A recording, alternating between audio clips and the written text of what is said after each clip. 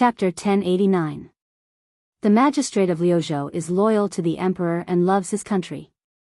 Liang is impressed. Even though his heart was in turmoil, Liang remained calm on the surface. It was as if he did not notice Jiang Pengji's arrogance and fearlessness. He had seen many such stubborn people, but in the face of absolute profit, even the gentry would bow down. As the saying goes, it's easy to invite a god in, but it's hard to send him away. The Nia family had already entered the game. How could they leave empty-handed? The current situation was clear. Cangzhou was too big, and the people who coveted it were too strong. Whether it was Huang Song or Lu Shi, they could not defend Cangzhou with their individual strength. Not only could they not defend it, but they would also get themselves killed. Instead of being greedy and occupying the entire Cangzhou, they might as well retreat in order to advance and give some of the benefits to the Nia family. They could gain the most benefits with the least amount of effort. Liang smiled faintly and bowed with his hands folded in front. It seemed like a compliment, but the smile on his lips was meaningful. Loyal to the emperor and love his country? As the most powerful feudal lord in Dongqing, Jiang Pengji obviously had an army. The words, loyal to the emperor and love his country, were a mockery. Jiang Pengji would smile faintly and raise the wine bottle in her right hand to toast Liang, shamelessly accepting his compliment. You flatter me. Even though the royal family is declining, it is my duty to defend the land and protect the people. I dare not forget it for a moment. So what if she was a rebel and a traitor who had an army? Jiang Pengji asked herself if she was worthy of the land under her feet and the people living on it. That was enough. Furthermore, what the Nia family had done in Zhongzhou was no better than what she had done. The two were about the same. Did the crow want to laugh at the pig? Jiang Pengji was about to expose the Nia family's past. Wei Ci saw her eyes turn cold. His heart skipped a beat. He could vaguely guess what she wanted to say. If she really said it, wouldn't she offend the Nia family? Wei Ci secretly tugged on Jiang Pengji's sleeve. She seemed to feel it and swallowed the words she was about to say. I have something to say. If I offended you in any way, please forgive me. Before Liang could say anything threatening, Wei Ci smiled and continued Jiang Pengji's words. Birds of a feather flock together. Forgive me for my rudeness, but a traitor like Meng Zhan is rare in the world. This person did not think of the emperor's kindness and preyed on the people, causing the people under his rule to have no way to live.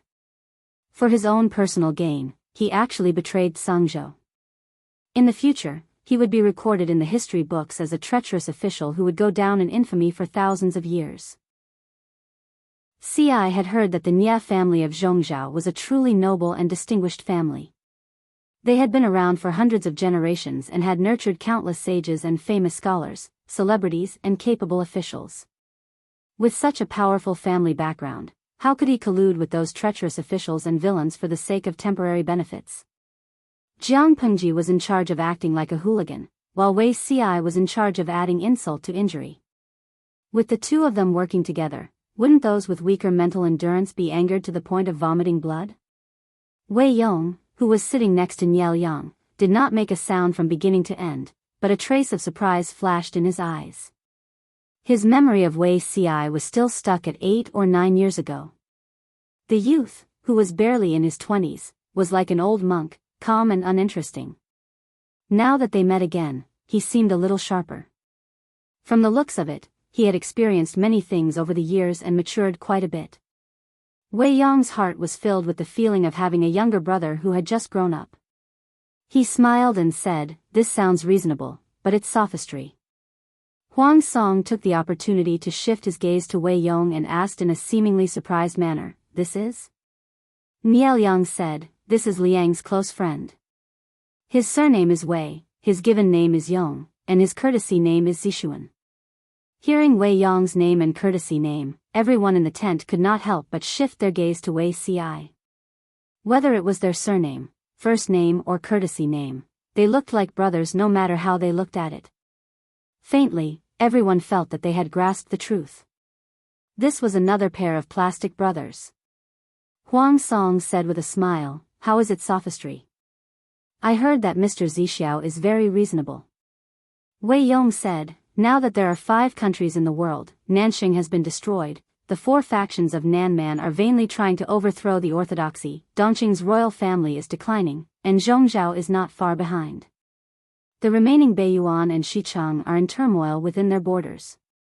China is divided, feudal lords are rising, barbarian horses are trampling, and rebellious officials are domineering. This is the sign of a chaotic world. At present, only the arrival of the Holy Emperor can turn the tide and help the Xia kingdom. People say that those who speak benevolently die, while those who are ambitious and ruthless prosper. I also despise Meng Zhan's actions. However, are the people guilty? My lord has no other intentions, he just wants to protect the innocent people and prevent them from being plunged into misery and suffering. The district magistrate also said that protecting the people is part of his duty. As long as it can protect the people, why can't I sacrifice myself? As soon as he finished speaking, the atmosphere in the tent was like a cold current rushing through, and the temperature dropped by several degrees. Jiang Pengji restrained her frivolous attitude, and there was a hint of sternness in her eyes. This gentleman is really eloquent, Wei Yong replied calmly, every word and sentence is from the bottom of my heart. Who would believe that? Although she was choked back, Jiang Pengji was not embarrassed or annoyed.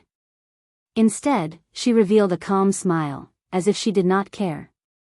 The atmosphere in the tent indirectly affected the audience in the streaming room. When Jiang Pengji displayed her hooligan attitude, many fans and fangirls cheered for her crazily. This was the streamer they were familiar with, who would make people cry at the slightest disagreement. Jiang Pengji and Wei Xi, their tacit understanding was too high. They were indeed the most popular couple in the streaming room. Jieshou Meishu, can a language class representative translate this young man's words? I feel that his words are strange. After following the streaming for so many years, they realized that the people in the streaming room usually conversed in the vernacular, not the pure classical Chinese that they had imagined. Even so, on certain occasions, their dialogue was still very difficult to listen to.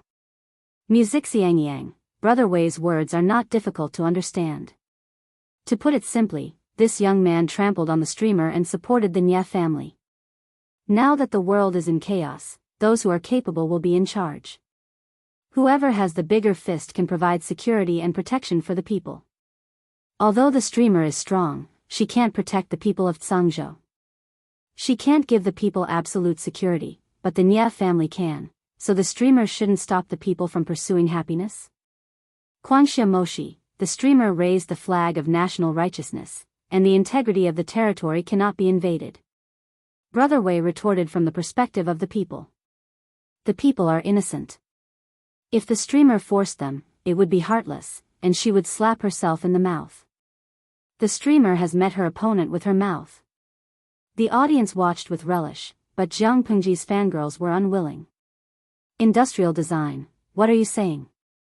Our streamer's influence is also very strong, okay? Yusue Jueo, you can't say that. The Nye family's influence in Zhongzhou is also strong. The point is that the streamer just attacked the north borderline, and before she could catch her breath, she brought troops to attack the Meng family. After a long war, the more she fights, the more her vitality will be damaged. Since the beginning of the war, the streamer has been fighting for a year and 4 months, and her vitality has been seriously damaged. The current situation is very complicated.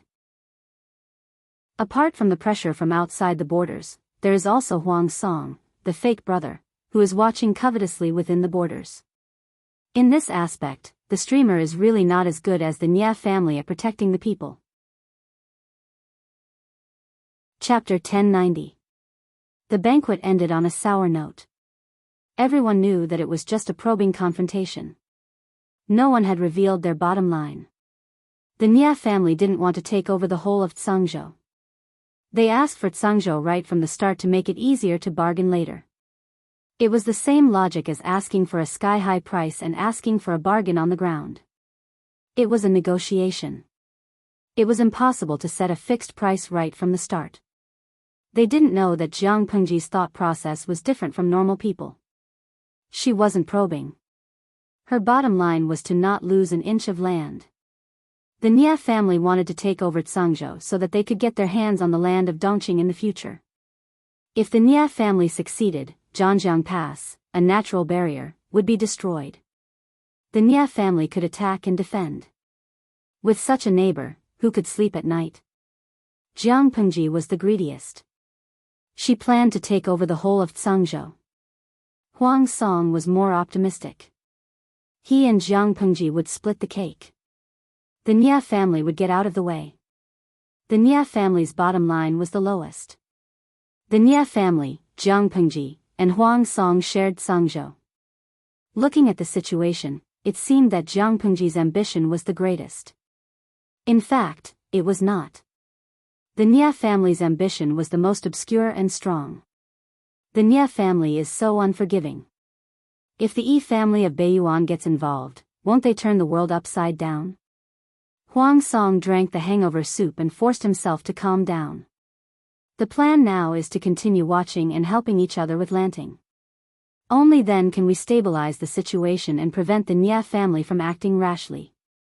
Although he and Jiang Pengji were plastic siblings, they were barely family.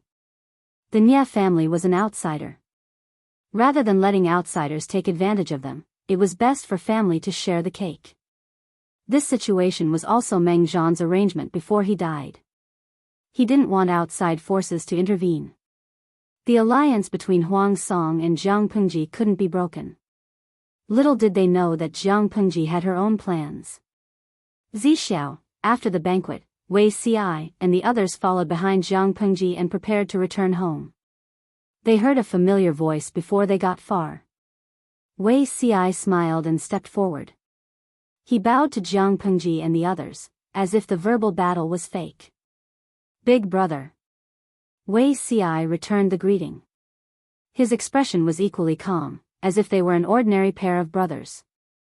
Jiang Pengji secretly glanced at the two of them and said plainly, "You brothers haven't seen each other for many years. I'm afraid you have a lot to talk about. I won't disturb your reunion. Just one thing, Zixiao's body is weak. I'm afraid that you can't stay up late and tire yourself out. It's almost time, remember to rest early." Having said that, Jiang Pengji gave the space to the brothers and brought the others back to the house. Wei Dan looked at Jiang Pengji's back and narrowed his eyes meaningfully. There was some scrutiny in his eyes. He was well aware of his younger brother's ambition. Wei Ci had chosen Jiang Pengji to become an official because he had pinned his ambitions on her.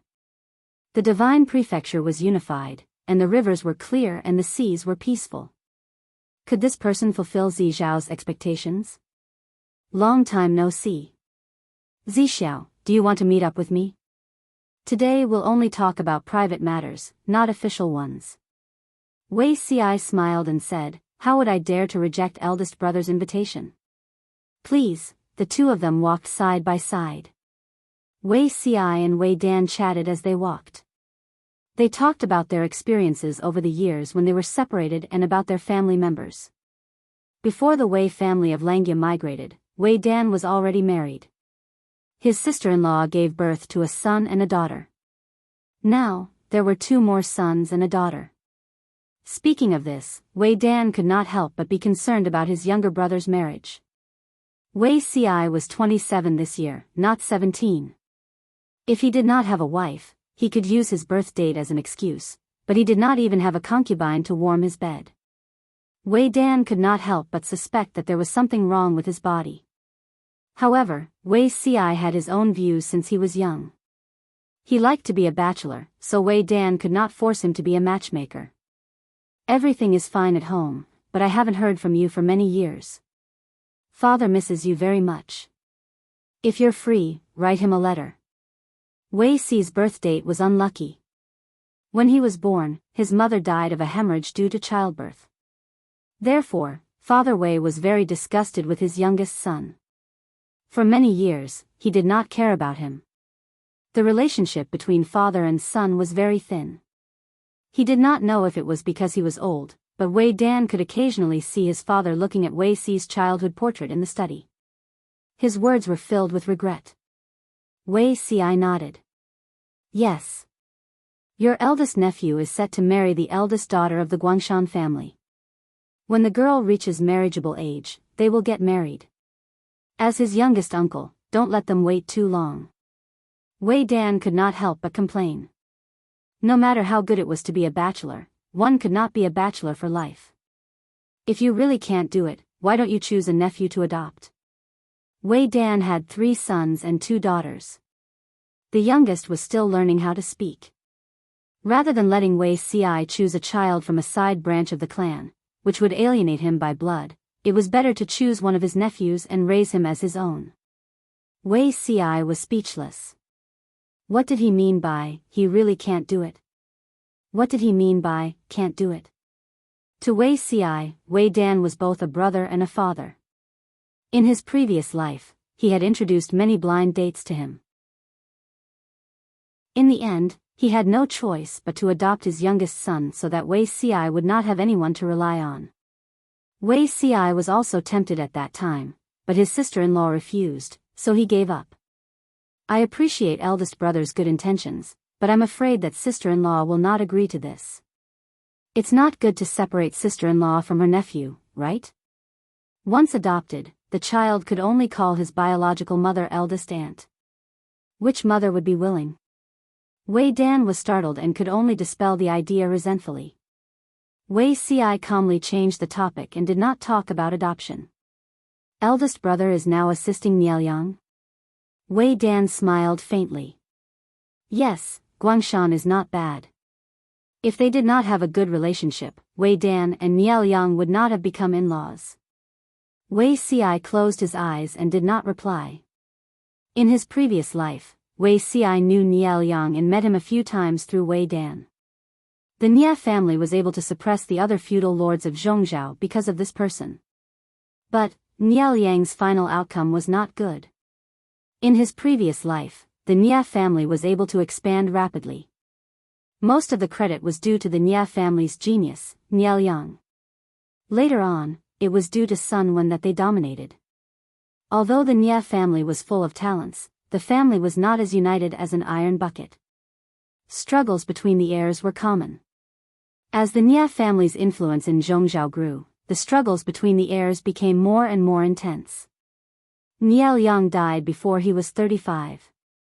He died in the family's infighting, and all his children were implicated. Looking at the time, Nielyang should be close. In this life, if the Nia family killed Nielyang, would there be a late bloomer, Sun Wen, to turn the tide?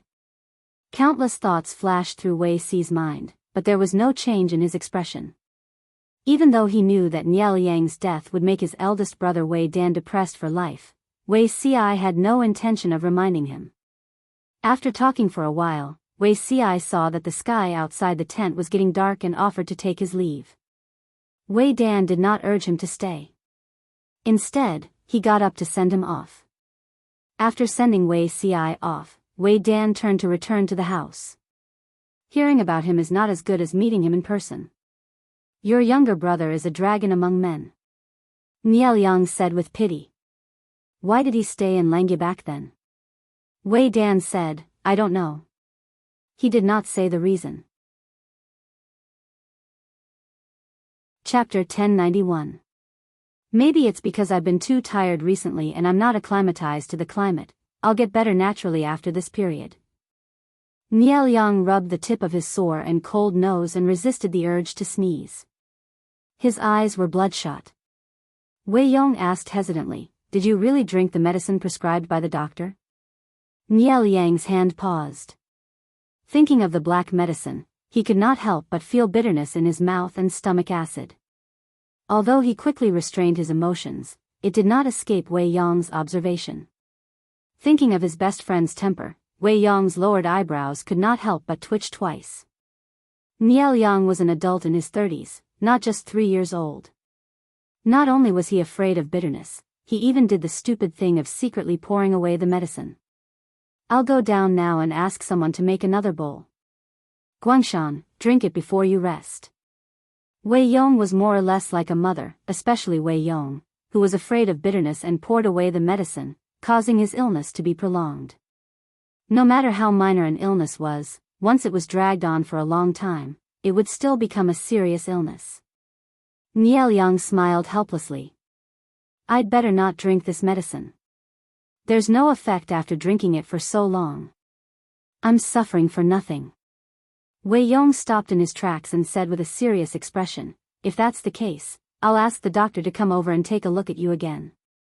If it doesn't work, we'll change the prescription. Either drink the medicine or ask the doctor to come over and prescribe a more indescribable prescription. Nie Liang decisively chose the former. At the same time, Wei Ci stepped on the moonlight and returned to his residence. It was dark in the room. He took out a match from his sleeve and lit the oil lamp in the dark.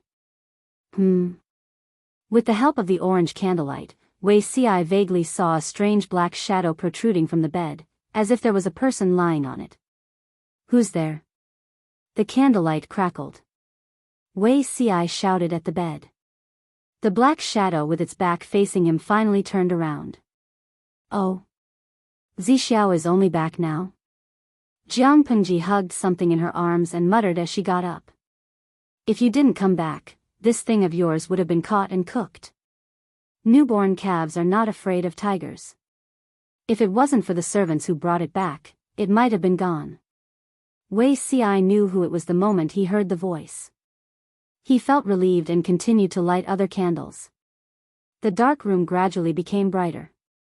Because Jiang Pengji got up, the black and white meatball, which had finally fallen asleep, groaned in dissatisfaction and opened its big watery eyes. Smelling a familiar scent, it stretched out its two meaty claws in Wei Ci's direction, as if asking for a hug and a kiss. TSK, this thing has become a spirit? You even dare to rob my people. Jiang Pengji mercilessly poked the black and white meatball's forehead, causing it to roll on the ground. My lord, are you still jealous of animals? Wei Ci was amused. He raised his hand and scooped up the little fellow. Although he was the one who raised it, it was usually taken care of by the servants or logisticians. The food it ate every day was even more sumptuous than the lord. He was a treasure in the army. It's fun to eat it once in a while. How is your family in Zhongzhou doing? Jiang Pengji yawned. Her cheeks were flushed due to her deep sleep, which made her look more feminine and naive. Wei Ci's heart warmed. He smiled faintly and said, Thank you for your concern, my lord. I heard that eldest brother is working for the Nie family. They must be doing well. Nie Liang was a direct descendant of the Nie family. Now, the Nie family valued him greatly. As his right-hand man, Wei Ci's status was naturally not low. Relying on this relationship, the relatives who sought refuge with the Wei family in Bianzhou would not be living too badly. My lord has waited here for so long. Is it just to ask this? Because of his previous life's mistakes, Wei Ci did not want to be too deeply involved with the Wei family. He only wanted to maintain a superficial friendship. In front of Jiang Pengji, he did not want to mention the Wei family. Jiang Pengji shook her head. Of course it's not just one thing. I have another surprise. I have no one to share it with, so after thinking about it, I still came to find Zixiao. Wei Ci pondered in his heart and carefully recalled what had happened recently. After thinking about it, there was only one thing that could make his lord so happy. Is there news from Jingrong's side? Jiang Pengji smiled and nodded. Zixiao's thoughts are exquisite. Nothing can escape your control. Jingrong led his troops to Chenzhou. He also treacherously plotted against Su Bei's forces to confuse Bogeo's spies in Chenzhou. Now that he has succeeded, shouldn't he be eager to claim credit?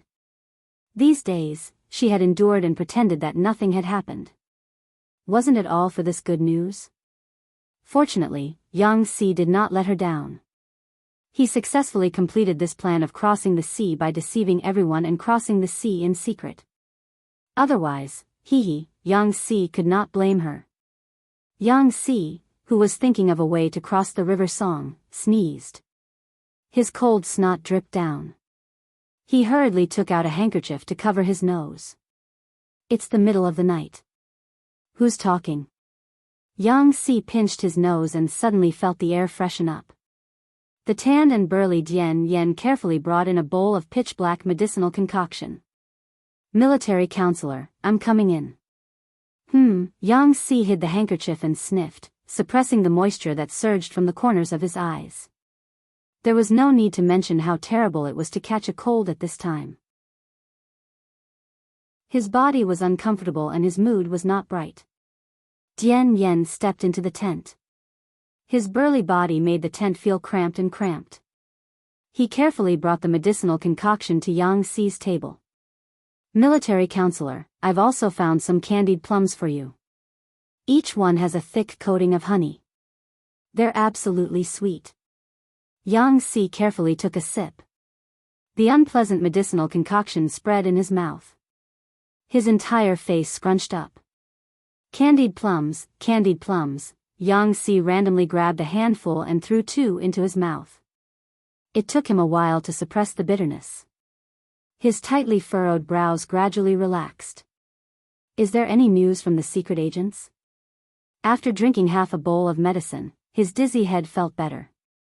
Yang Si's violent temper also became much milder.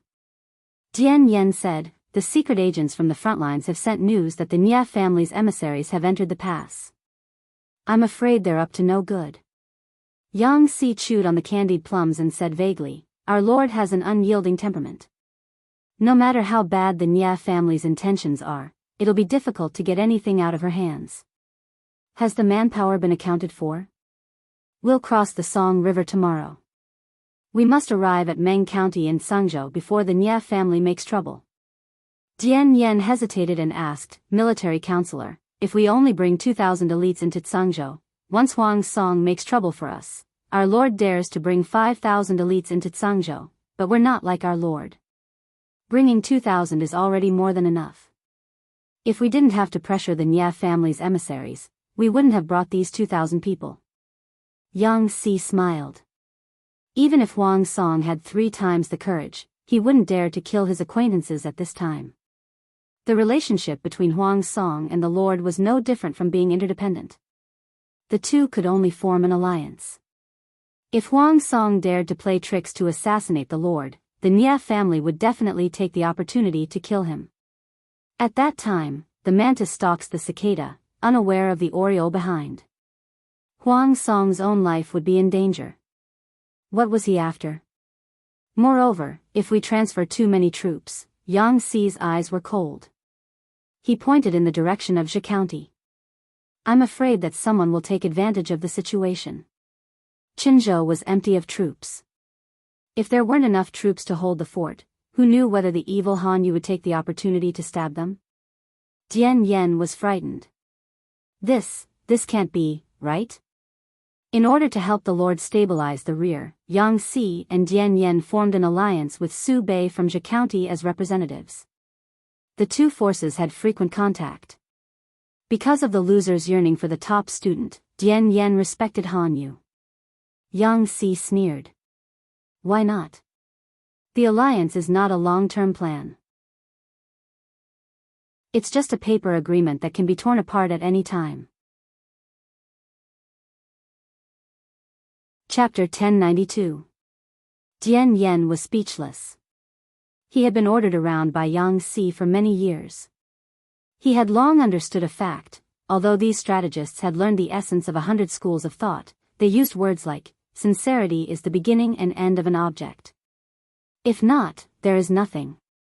Therefore, a gentleman's sincerity is precious. These words taught others to be honest and trustworthy.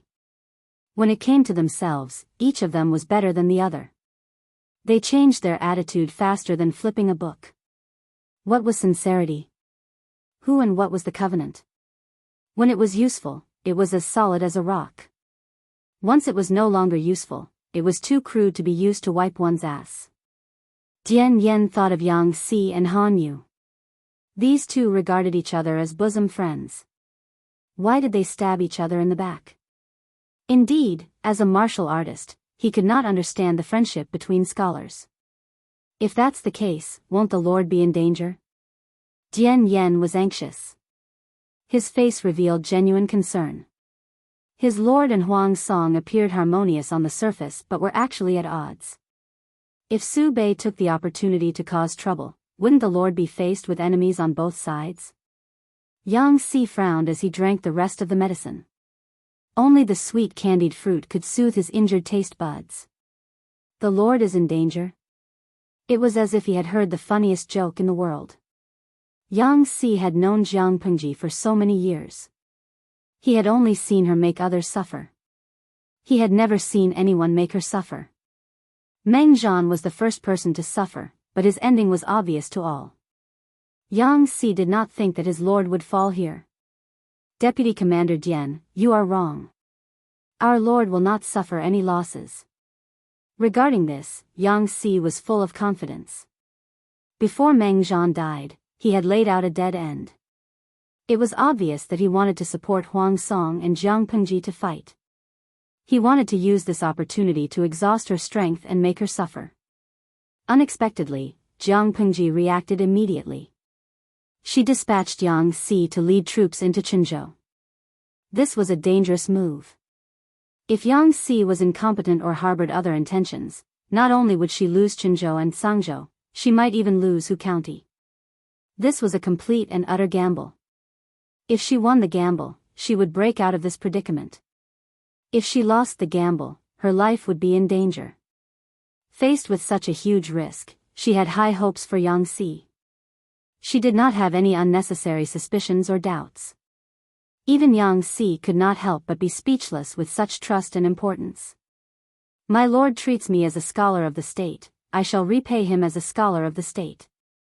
Even though it was difficult, Yang Si still lived up to his mission in the end. He seized every second to control the entire territory of Qinzhou and lived up to his trust. However, no matter how skilled Yang Si was, he could not completely stop the spread of the news.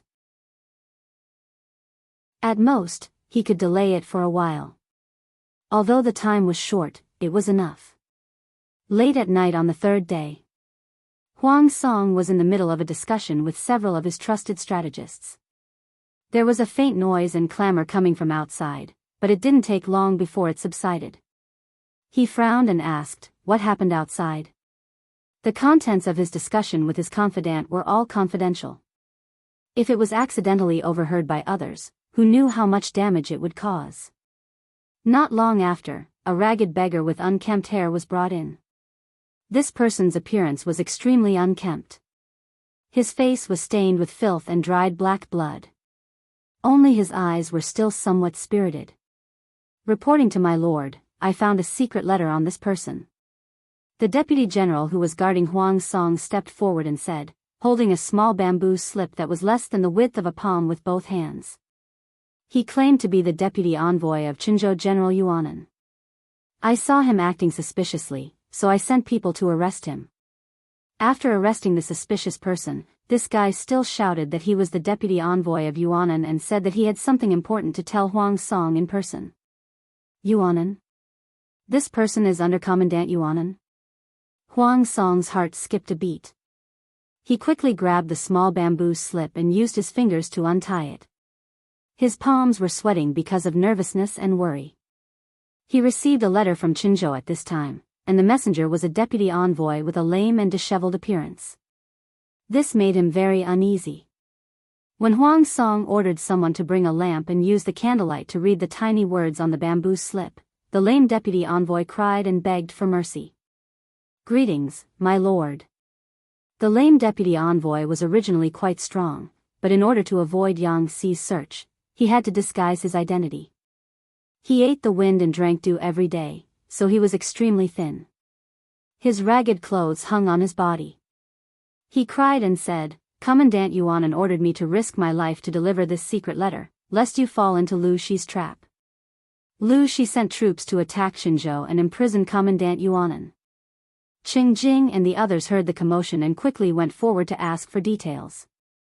Feng Ju's face was very ugly, as if it had been painted black. Who on earth led troops to attack Qinzhou? What is the current situation of the general who was originally stationed in Qinzhou? Quickly tell me the truth that you know. Don't leave anything out. At this moment, countless thoughts whizzed through Feng Ju's mind. Jiang Pengji's main force was still at the border of Qianyan County. She only brought 5,000 elites to be stationed outside Meng County. How could she have the strength to attack Qinzhou? Other than that, Qinzhou and Sangzhou were neighbors, separated only by the Song River. If Qinzhou was in trouble, why did the news only arrive now? Before the lame deputy envoy could speak, Huang Song, who had already finished reading the secret letter, spoke with a livid face. There's no need to ask. Huijie will understand after reading this. He handed the secret letter with more than 100 tiny words to Feng Ju. After Feng Ju read it, he passed it to Qing Jing and the others to read.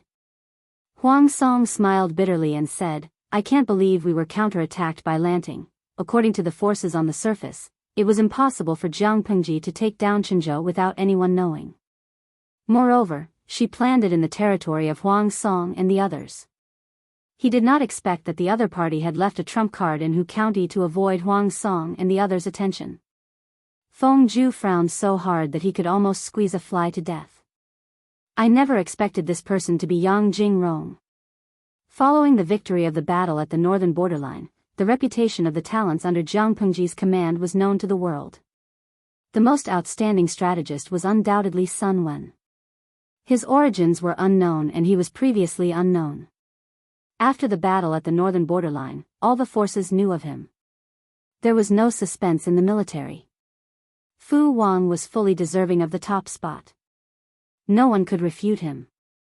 In comparison, Yang Si and Dian Yen were invisible. Yang Si was of humble origin. He had once served Prince Changshu, but before he could achieve much, he had jumped ship. Dian Yen was a bandit. Although he had brute strength and extraordinary combat power, he was not well versed in literature. It was impossible for him to lead an army alone. These two had been banished to Hu County by Jiang Pengji for many years. Their already insignificant presence was even smaller now. Apart from Su Bei's forces who had some understanding of these two, outsiders completely ignored them. They never expected that they would amaze the world with a single brilliant feat. Yang Jingrong? It's him, Yang Si. Huang Song found the relevant memories in his mind. His expression became increasingly ugly. The relationship between Yang Si and Huang Song could only be described as an ill-fated relationship. Back then, when the royal family of Dongqing had just moved the capital to Qinzhou, Yang Si was still serving under Prince Changshu. With Feng Ju's assistance, Huang Song made many military achievements. He led his troops and caused many problems for Prince Changshu. Chapter 1093. Not long after Yang Si assisted Prince Changshu, he jumped ship and kicked out his old boss. Yang Si, who had nowhere to go, went to Huang Song.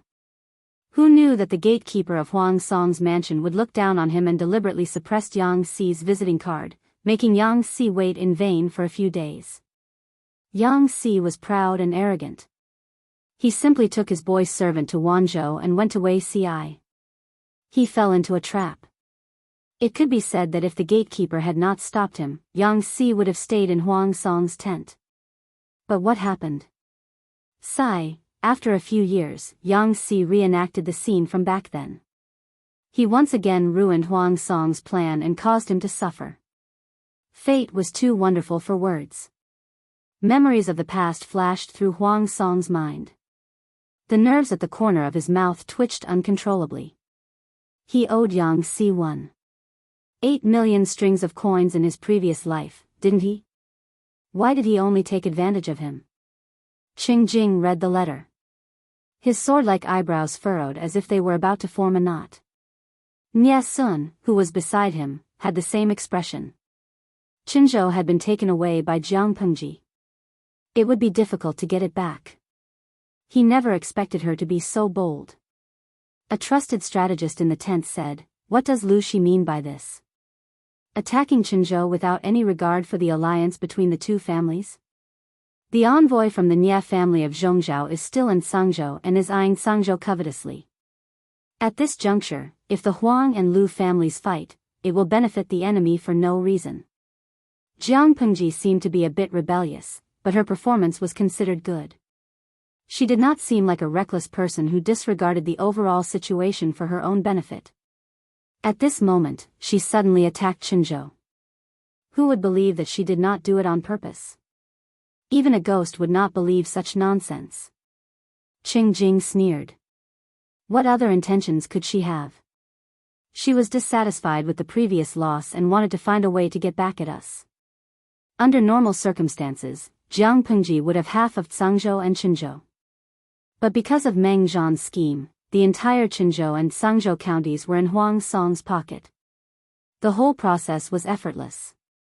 It would be strange if Jiang Pengji could bear it. The strategist also thought of this. His face became gloomy and his tone was a bit cold. Even so, all this was planned by Meng Zhan. My lord just went with the flow. She did not care about her friendship with my lord and attacked you from behind. It was despicable. Qing Jing's lips curled into a mocking smile. Morality and benevolence couldn't restrain the calculation of interests.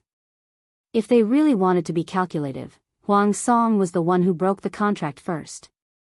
Meng Zhan set up this trap, and Huang Song did push the boat with the current, but it also hurt the interests of his allies. Jiang Pengji had been bullied. Naturally, she had to find a way to regain her dignity. Lu Prefecture Magistrate, are you ignoring the overall situation? Someone said softly. The Nia clan's diplomatic mission is still here. Nia Sun said softly, this time, it's not that Lu Prefecture's magistrate doesn't care about the big picture, it's Lord who doesn't care about the big picture. Jiang Pengji considered the big picture, so she didn't fall out with Huang Song immediately. She didn't even question him. Now that the ball had been kicked to Huang Song, he was about to face a difficult problem. Was he going to put up with this for the sake of the big picture? Or should he go to interrogate them and take back Qinzhou?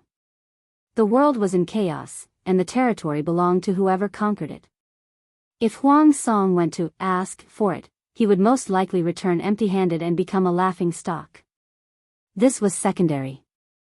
If the two sides could not come to an agreement on this issue, the already fragile alliance would collapse in an instant. When the sandpiper and the clam fought, the fishermen benefited. If Huang Song and Jiang Pengji fought, it would only benefit the Nia clan in the end.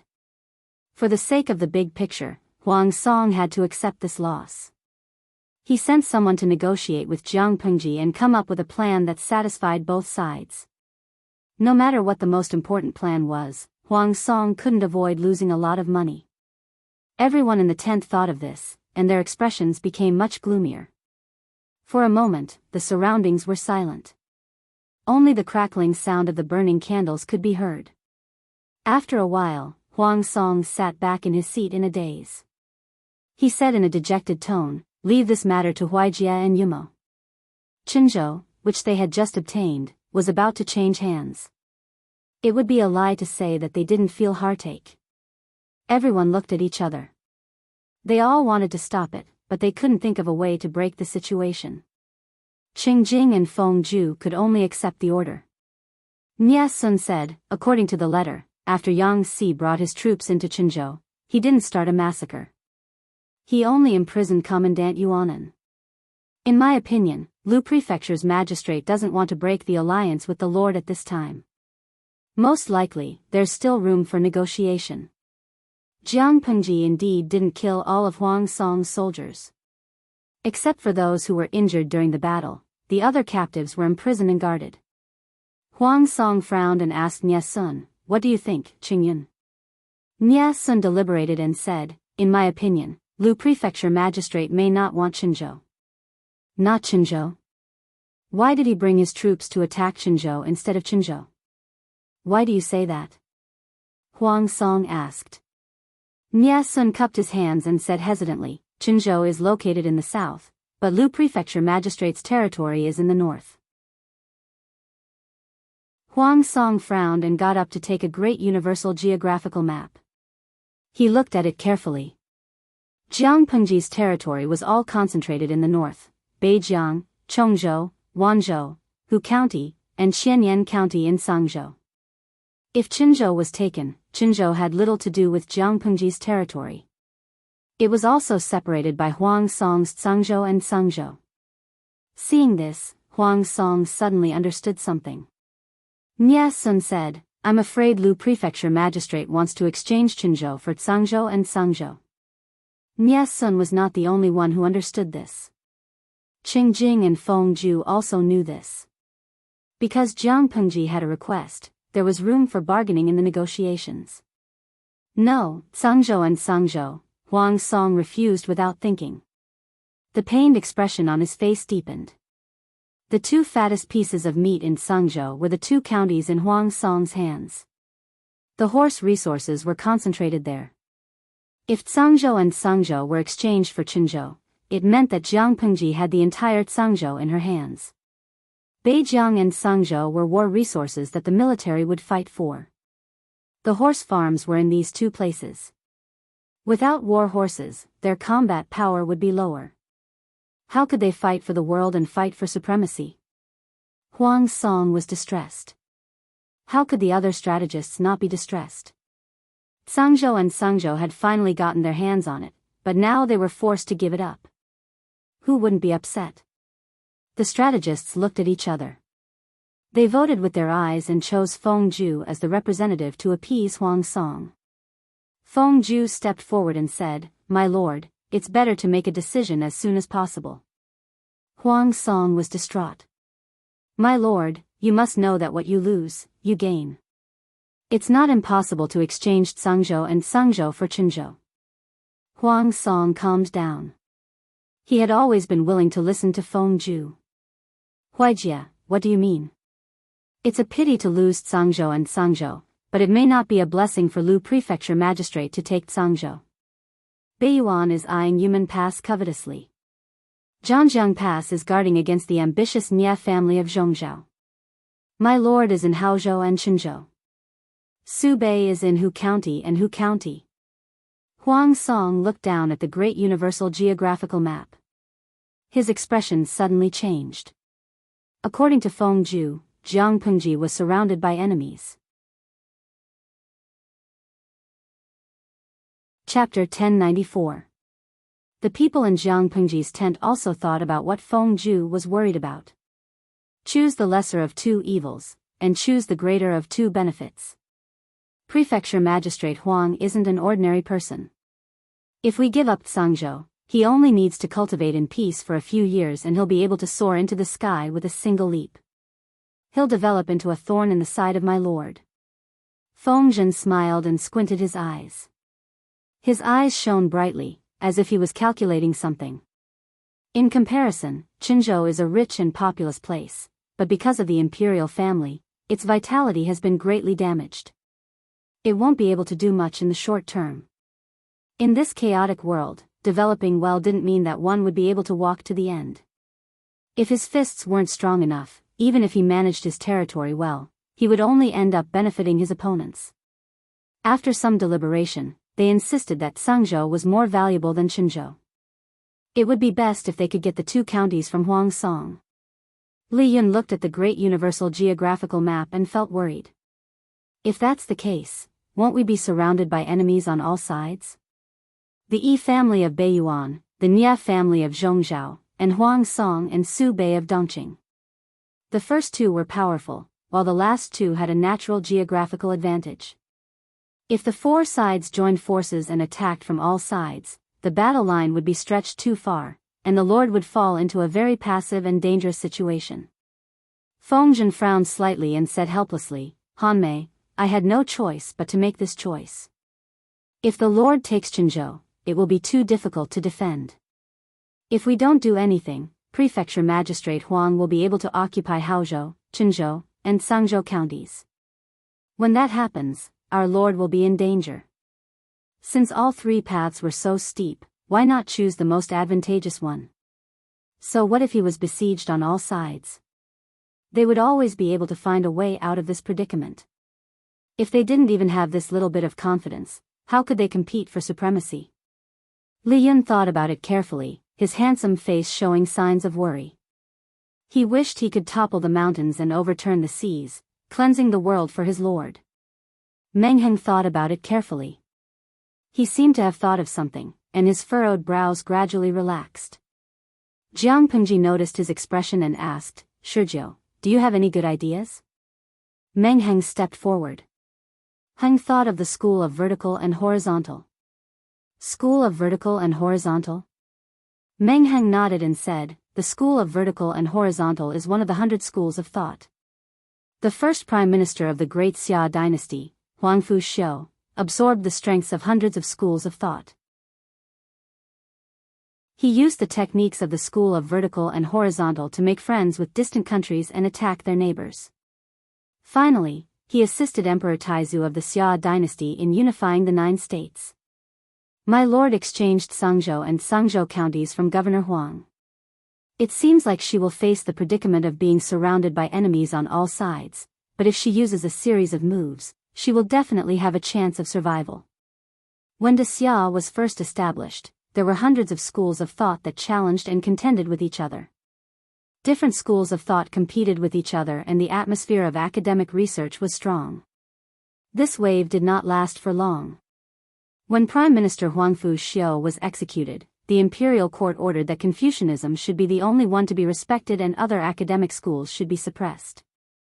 Even now, the 100 schools of thought had recovered, but the Confucian school was still the leader of the 100 schools of thought, occupying the majority of the market. The other schools of thought kept a low profile. Jiang Pengji was about to listen carefully when she caught a glimpse of the bullet screen in the streaming room. Yuji Shang Mia, the school of vertical and horizontal. But this world doesn't seem to have the 7 heroes of the Warring States period. Where did the vertical and horizontal come from? Just not bad, this world has the Analects of Confucius and Mencius. Why can't there be alliances? It was normal for them to have similar thoughts. Xialong Biyao, befriend the distant and attack the nearby. Streamer, there's no Premier Zhou in this world, right? It's so funny to see her embarrassed. Lo Siji Lianmeng, the phrase, befriend the distant and attack the nearby, comes from the strategy of the Warring States. It's better for a king to befriend the distant and attack the nearby. If you have an inch, you'll be a king. If you have a ruler, you'll be a king. The core meaning is to contact distant countries and attack the nearby countries. I don't think it's embarrassing. Lan Jie, during the Warring States period, Qin could fight against 6 people alone. The streamer only has 4. What's there to be afraid of? Jiang Pengji's mood lightened up when she saw the bullet screen. It was just 1 against 4. She was not afraid. She signaled Meng Heng with her eyes to continue. The latter hesitated for a moment and said, the Yi family of Beiyuan is powerful, but they are not without worries. My lord, why don't you secretly express your goodwill to the royal family of Beiyuan or other aristocratic families? You can use this to restrain the Yi family so that they have no time to care about other things. Beiyuan was a strange country. The royal family was weak and the power of the country was in the hands of a few aristocratic families.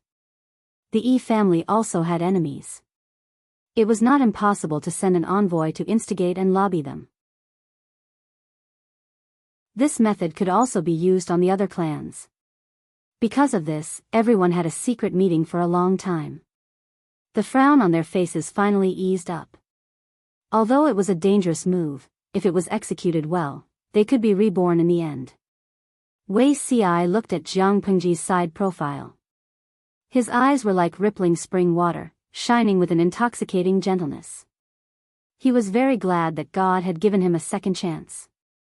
He could make up for the regrets of his previous life and watch this person ascend to the throne with his own eyes. As he was thinking, his fingertips touched something hot and wet. He looked down and saw that it was the black and white ball of meat using its nose to support his hand. It looked at him with its innocent black eyes.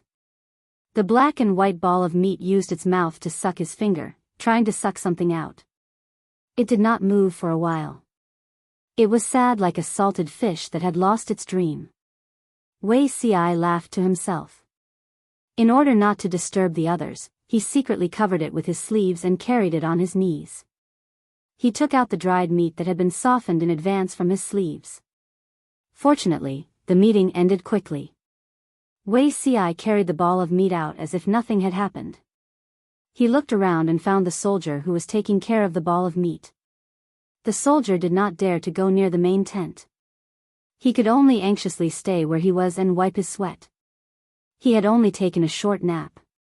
He did not expect that the beloved pet that the military counselor had asked him to take care of would disappear without a trace. Wei Ci comforted him with a smile. Take good care of it. Don't let it run around in the camp. Otherwise, it will be easily stolen by others for a sumptuous meal. The soldier nodded repeatedly. Just as he was about to carry the ball of meat away, he awkwardly realized that the ball of meat had used all four of its paws and was holding on to Wei Ci's sleeves tightly.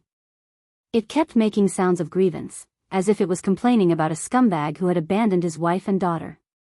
Wei Ci raised his hand and patted its head. He said gently, "Don't be angry." The soldier secretly peeked at Wei Ci. Seeing his gentle expression, he could not help but be secretly speechless. The teacher was indeed an immortal who had descended to the world. No matter what he did, he looked so good. Those who know the inside story know that you are raising a pet. Those who don't know would think that you are raising a child. Feng followed him and found that Wei Ci's loving father attitude was pure and natural. He was even more skilled than an experienced driver. If Zixiao had a child, wouldn't he be pampered to the heavens by you? Feng joked with a smile. Wei Ci's expression dimmed a little. He said coldly, "Excessive pampering is the same as overpraising him to death. Zixiao is quite understanding. He really does not look like someone who does not have a family." Wei Ci's eyes narrowed, as if asking, "Is this the reason for you to trick Feng Yi?" Feng Zhen stiffly changed the topic. "Cough, let's not talk about this. Does Zixiao also agree with my lord's use of the art of interconnection?" "I agree, but the candidates have not been decided." Wei Ci said, "Huang Song and Su Bei are easy to deal with. We know their backgrounds. However, the Yi family of Beiyuan and the Nia family of Zhongzhao are not so easy to deal with." Chapter 1095. It'd be great if there was a second or third son Zidao. He'd definitely be good at this. Wei Ci glanced at Feng Zhen and said, "It's better to rely on yourself than on others." Feng Zhen shook his head like a rattle drum. How could he do this kind of work with his small body? Zixiao is really vicious. Beiyuan has always been known as the northern country of ice and snow. Out of the 4 seasons, it's only warm for a few months. The rest of the time, it's snowing and freezing the city. If you really went there, you'd probably be frozen before you could even convince anyone. Feng Zhen's eyes flashed and he teased, "In my opinion, Zixiao is a great candidate with a silver tongue. I heard that the people of Beiyuan, regardless of gender, are all tall and strong. Zixiao, with your beauty, I wonder how popular you'd be." The first few sentences were decent, but the last few sentences went off the rails. Wei Ci strode forward, too lazy to waste his breath on Feng Zhen. Cough cough cough. "Zixiao, don't walk so fast." Feng Zhen saw Wei Ci's frosty expression and sighed. Honest people really couldn't take teasing. After jogging for 2 steps, Wei Ci stopped in front of him. "Zixiao still cares for people." "I know." Feng Zhen didn't finish his sentence when the smile on his face disappeared. His gaze fell on a man not far away. He looked similar to Wei Ci and had a more honest and gentle temperament. Wasn't this Wei Dan from the Nia family envoy, Wei Ci's eldest brother? What was he doing here? Eldest brother. Wei Ci stepped forward to greet him. Before he could get up, Wei Dan's cold right hand grabbed his wrist. Soon, a few red finger marks were left on his skin. It was clear how much force he had used in his anxiety. "Eldest brother, what happened? Why did the usually calm eldest brother lose his composure like this?" Feng Zhen was also observing Wei Dan. Only then did he realize that his eyes were slightly green and his expression was tired and dispirited. "Zixiao, do me a favor." Wei Dan's tone was nervous. Wei Ci lowered his face to hide the emotions in his eyes. He said, "Don't rush, eldest brother. Let's talk as we walk." Wei Dan didn't invite Feng Zhen, but he didn't refuse either. The latter shamelessly followed the two. Wei Dan's steps were swift and his strides were wide. His clothes brushed against each other and made a clear rustling sound. If it was in the past, Wei Yong wouldn't have been so rude, but he couldn't care less now. Zixiao, you've learned the art of Qi Huang. Can you diagnose a common cold and fever? Wei Chang knew that Wei Ci had medical skills. As the saying goes, a prolonged illness makes one a doctor. Wei Ci's medical skills had been trained this way. Wei Ci nodded. Although my medical skills are not as exquisite as those of famous doctors, it is not a problem for me to treat minor illnesses and fevers. Feng Zhen asked, if someone is sick, why don't they find a doctor? I don't trust you. When Wei Ling said these 3 words, his expression darkened several degrees, and a heavy and oppressive aura lingered around his body. Feng Zhen's eyes widened in shock. You can't trust the doctor you brought, but you trust your own brother from the opposing camp? How much trust did Big Brother have in Wei Ci's integrity? Wasn't he afraid that Wei Ci would tamper with the prescription and complete the ultimate killer move with just one set of medicine? Just as Feng Zhen was curious about the patient's identity, Wei Ci quickly guessed the patient's identity. In the entire world, apart from family members, only Niao Liang could make eldest brother so nervous and lose his composure. It was rare to find a confidant in life. In his previous life, Niao Liang had died early, and eldest brother had been depressed for more than 10 years before he finally passed away from illness. Following Wei Ling's footsteps, Wei Ci and Feng Zhen entered the Nia family's quarters. Before the two entered the courtyard, they smelled the scent of medicine in the air. Wei Ci secretly twitched his nose, his brows furrowing. Guangshan, Zixiao is here. Feng Zhen looked at the sneaky formation and furrowed his brows in displeasure. At the same time, he was secretly glad that he had followed. If he had not followed and Wei Ci had been brought here by Wei Ling alone, and someone with ulterior motives had spread the news to Jianghu, the Lord might have become suspicious. Entering the room, the scent of medicine in the air was even stronger, mixed with an indescribable sour smell. Just as Wei Ling finished speaking, the two of them heard a heart-wrenching cough. Wei Ci was startled. It had only been a few days since they had last seen each other. Why had Niao Liang become so ill? Niao Liang lay on the bed, his cheeks pale and his lips chapped. Faint bruises could be seen at the corners of his lips. I haven't seen you for a few days, why have you become like this?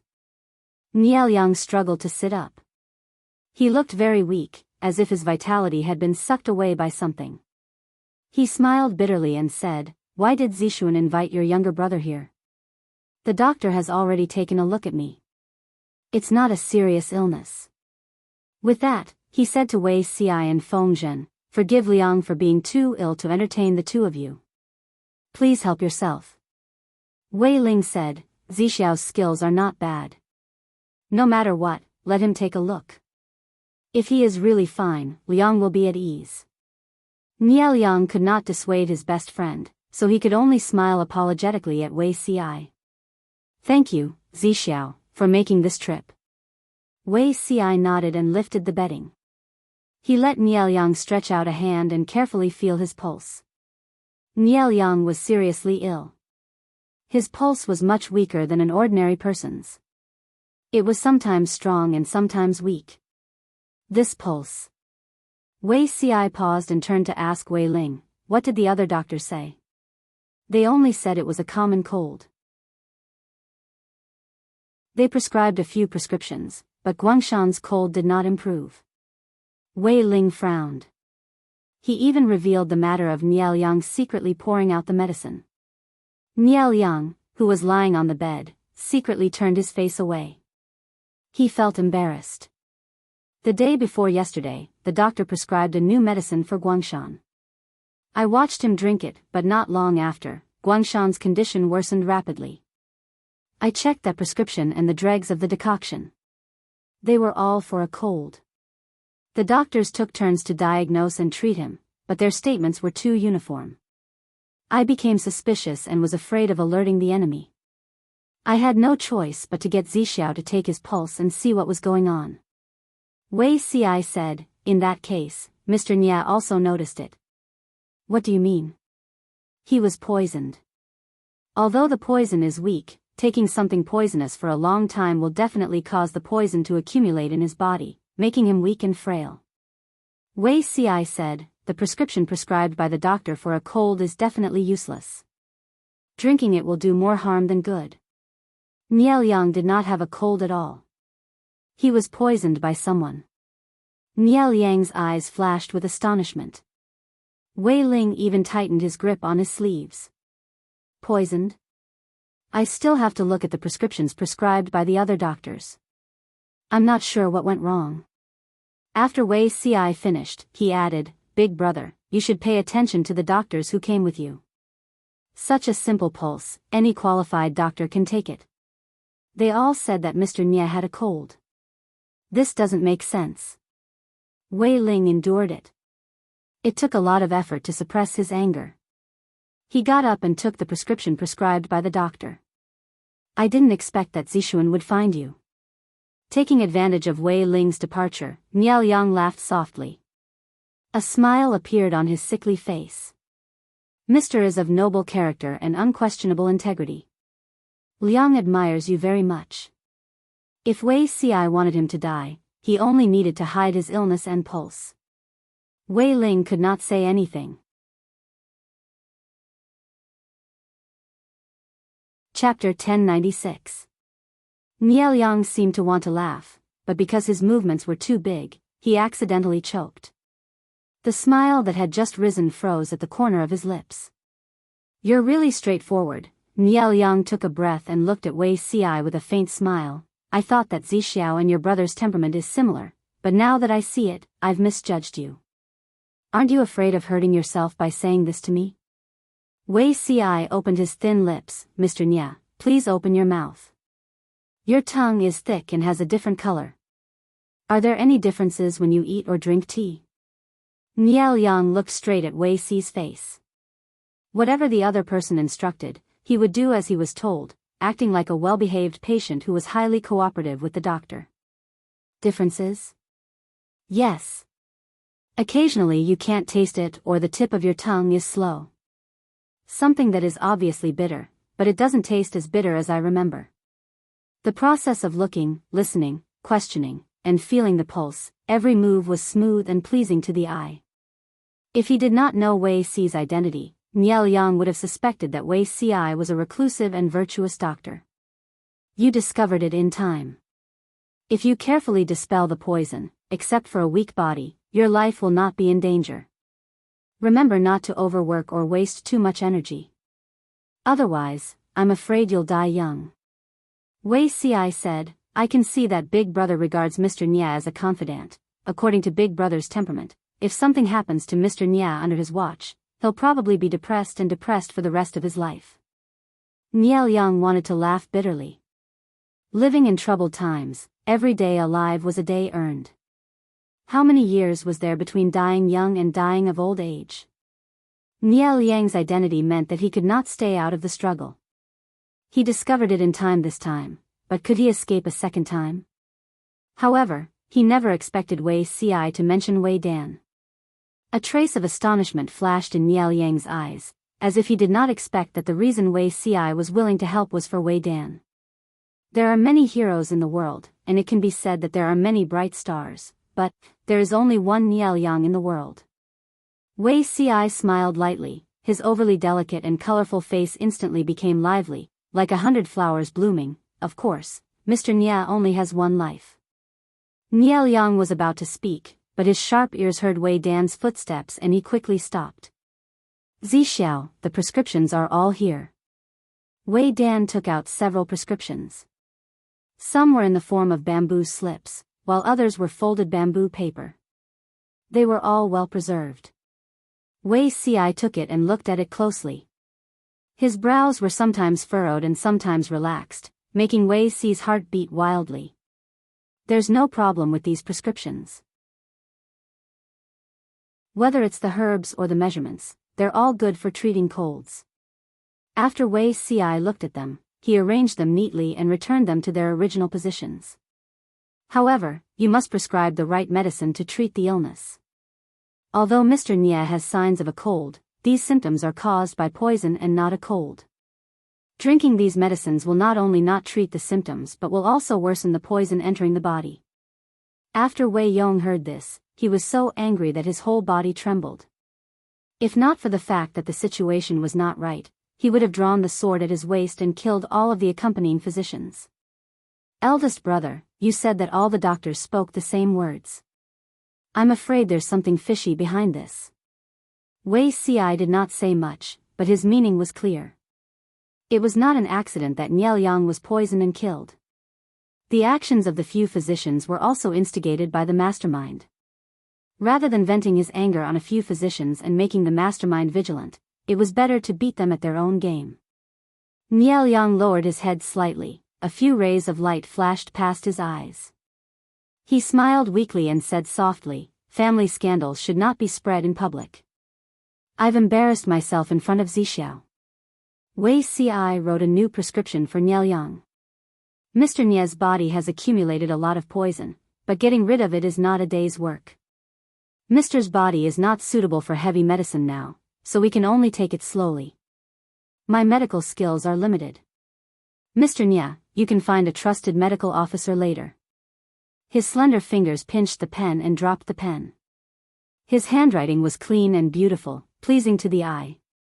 Niel Yang said, no need. Zixiao's medical skills are good and trustworthy. Wei Ci did not reply and handed the prescription to Wei Yong. Does Mr. Nye have any other instructions? Niel Yang knew that Wei Ci was planning to leave. There is indeed one thing. Niel Yang's eyes wandered and said awkwardly, there's licorice in the prescription. Can the amount be heavier? Afraid of bitterness? Wei Ci asked with his eyes. Niel Yang hesitated for a second between bitterness and disgrace before decisively choosing the latter. Feng Zhen, who had been in the background, was speechless. He seemed to have found out a secret. Niel Yang was seriously ill and could not get up to send him off. He could only let Wei Yong take his place to be polite. After a distance, Feng Zhen's gossipy nature could not help itself. Why did Zixiao save him?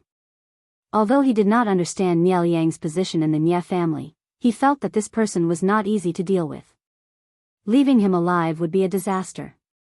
The master of the Nye family is Niel Yang's grandfather. This old man was an influential figure when he was young. Now that he is old, he is still full of energy and does not lose to the younger generation. He controls the Nye family's authority. Wei Ci said coldly, although he is not muddle-headed, he has not chosen a suitable successor. As time drags on, his children will gradually grow up and the people's hearts will waver. They will start to think about things they should not. Feng Zhen immediately thought of the Su family from Zhe County. The two brothers, Su Bei and Su Fei, fought so fiercely. Wasn't it because the grandfather favored the youngest grandson and caused a fight between the eldest grandson and the second grandson? The Nye family's situation was more complicated than the Su family. The two sons of the old master of the Su family were both dead, leaving only two grandsons. The Nye family was different. Each branch feels that they have hope. How can they live in peace? Wei Ci's eyes flashed with a trace of memory. In his previous life, when he lived in seclusion in Zhongzhao's Bianzhou, he had also been solicited by the second branch of the Nye family. They tried to pit him against the fifth branch that his elder brother worked for.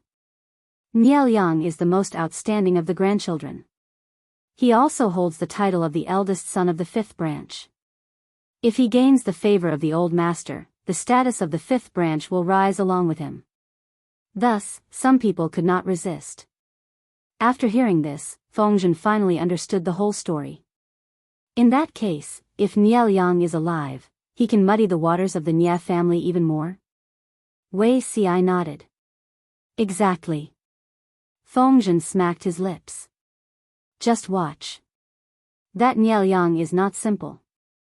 If he is allowed to live and clean up the internal affairs of the Nye family, he will be a formidable opponent. Ci said that Niel Yang's body is not suitable to expend too much effort and energy. Wei Ci lowered his eyes and said, moreover, the internal affairs of the Nie family are intertwined. To clean them up is not something that can be done in a day or two. Although Niel Yang is the most outstanding of the grandchildren, the fifth branch of the Nie family does not have much power. If not for this, the mission of diplomatic envoy to another country would not have landed on Niel Yang. If he wants to clean up the Nie family, there is still a long way to go. Feng Zhen's mouth twitched. He asked blankly, if he does not follow the doctor's advice, Wei Ci said, his lifespan will be shortened. Internal strife was common in every aristocratic family. Even the righteous Shanyang Feng family could not avoid it. Chapter 1097. Isn't my lord worried about having no one to restrain the Nie family? Wei Ci smiled. Niel Yang is the best pawn.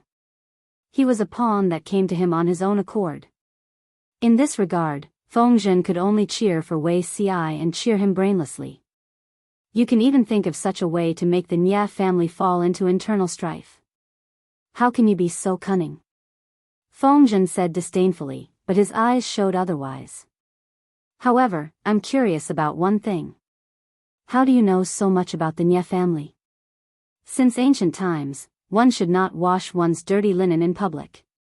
Only the Nie family knows about the internal strife. How could it be spread everywhere? Wei Ci was busy with government affairs and battles everywhere with the army. How could he have the time to gather information? Trade between Zhongzhou and Dongqing was basically closed. There were almost no other channels for information. How did Wei Ci know so much? Wei Ci put his hands behind his back. His clothes fluttered in the wind. He looked at the sky and sighed. Feng Zhen stretched out his ears to hear the answer. Wei Ci said, the secrets of heaven cannot be revealed. Feng Zhen was speechless. You'll lose the baby. Wei Ci couldn't stand Feng Zhen's resentful gaze. He said helplessly, I calculated it by watching the stars day and night. Why don't you say it was Guo Yu who told you? Wei Ci was able to see this from observing the stars. Did Wei Ci really think that Feng Zhen did not understand the art of astrology? Wei Ci answered readily, not only can I control ghosts, but I also understand the language of beasts. I know what plants are saying. Feng Zhen's eyes widened in shock. He sneered. Wei Zixiao, you really panted when I said, you're fat.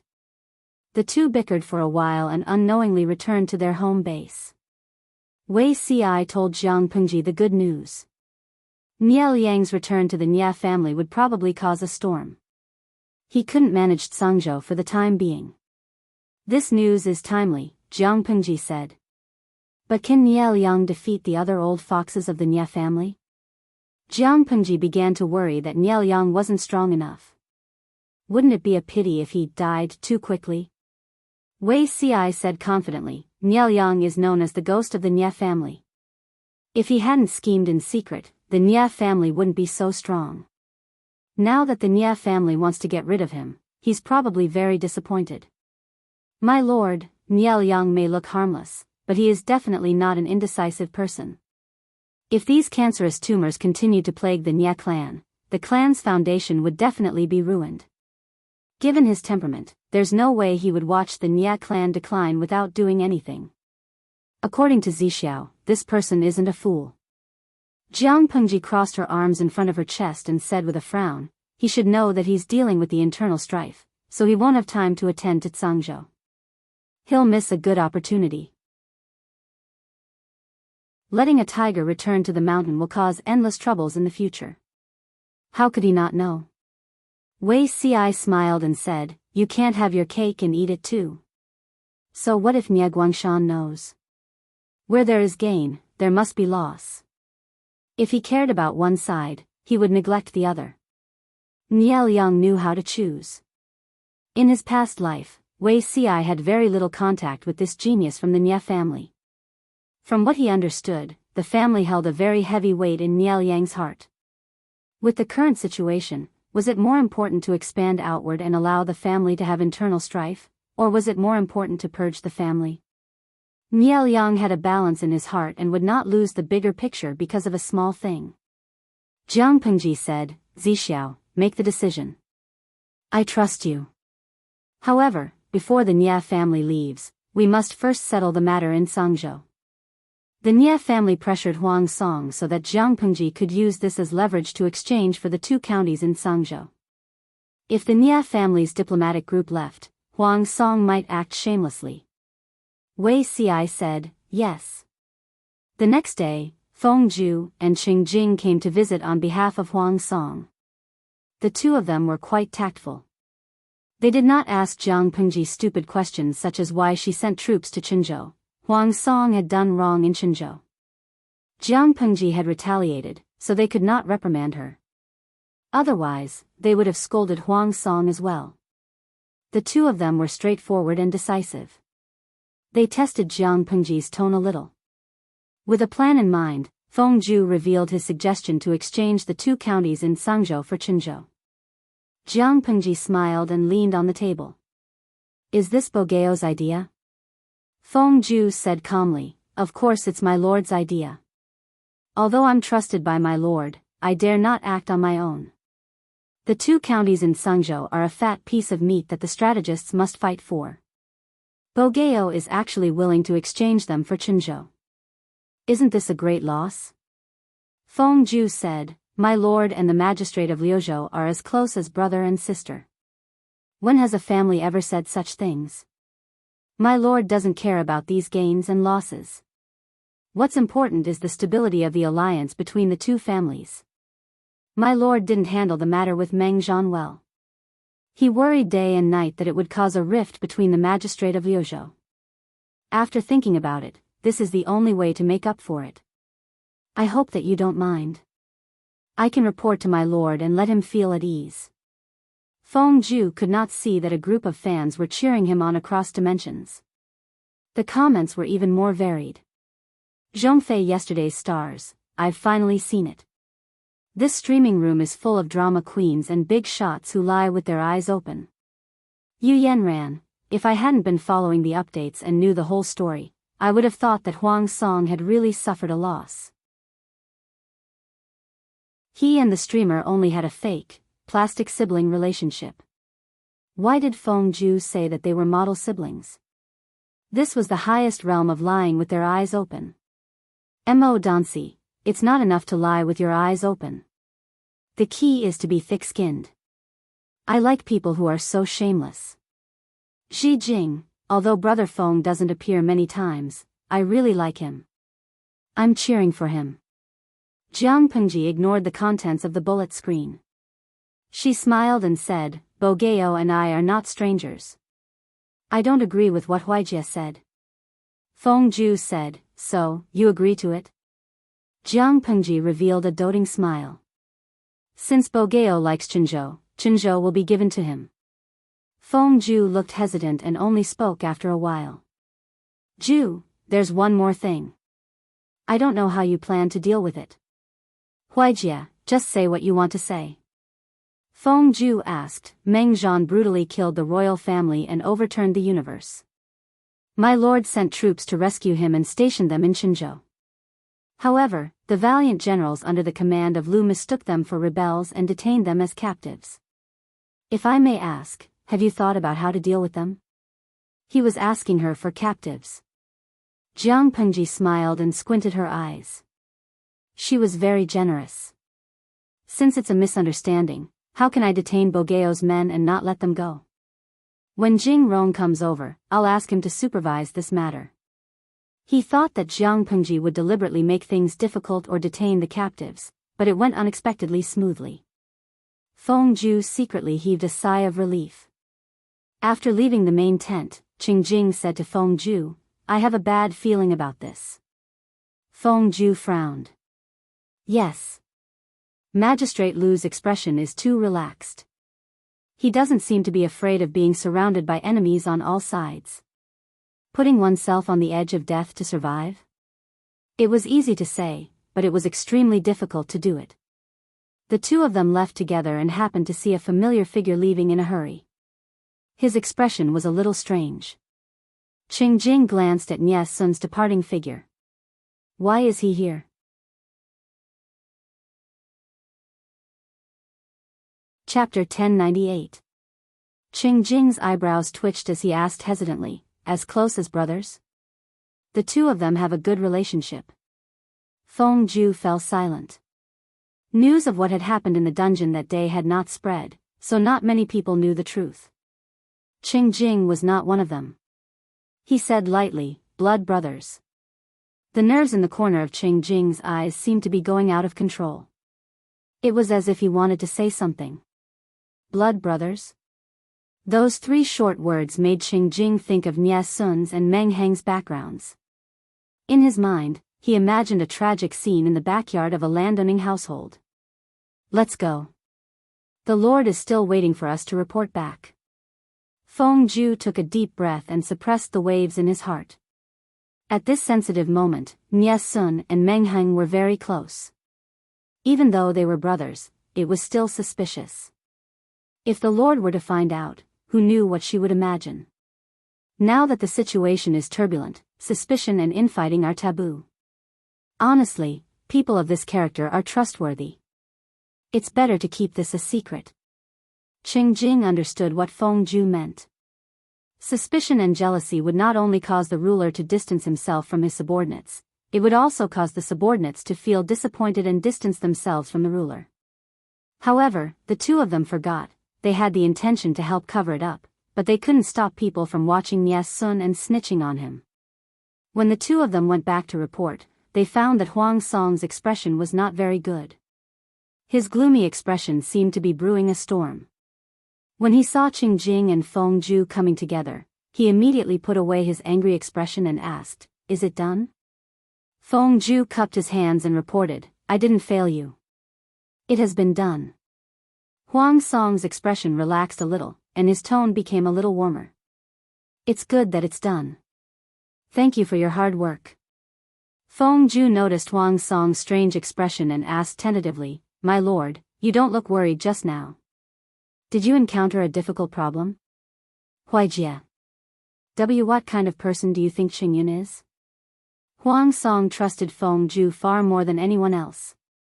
If this question had been asked by someone else, he would most likely have evaded the question and sent the person away. However, Feng Ju was different. This person really has no ulterior motives? Feng Ju was horrified. "I've always been loyal and sincere to my lord. How could I be disloyal? Why would my lord say such chilling words?" Huang Song's face turned pale, and he looked a little ashamed. He should not have doubted Nie Sun's loyalty because of Yuan Xian's repeated instigation and snitching. He sighed. "Then I'm overthinking things." Feng Ju asked with a serious expression, "Could it be that someone has slandered the Lord again?"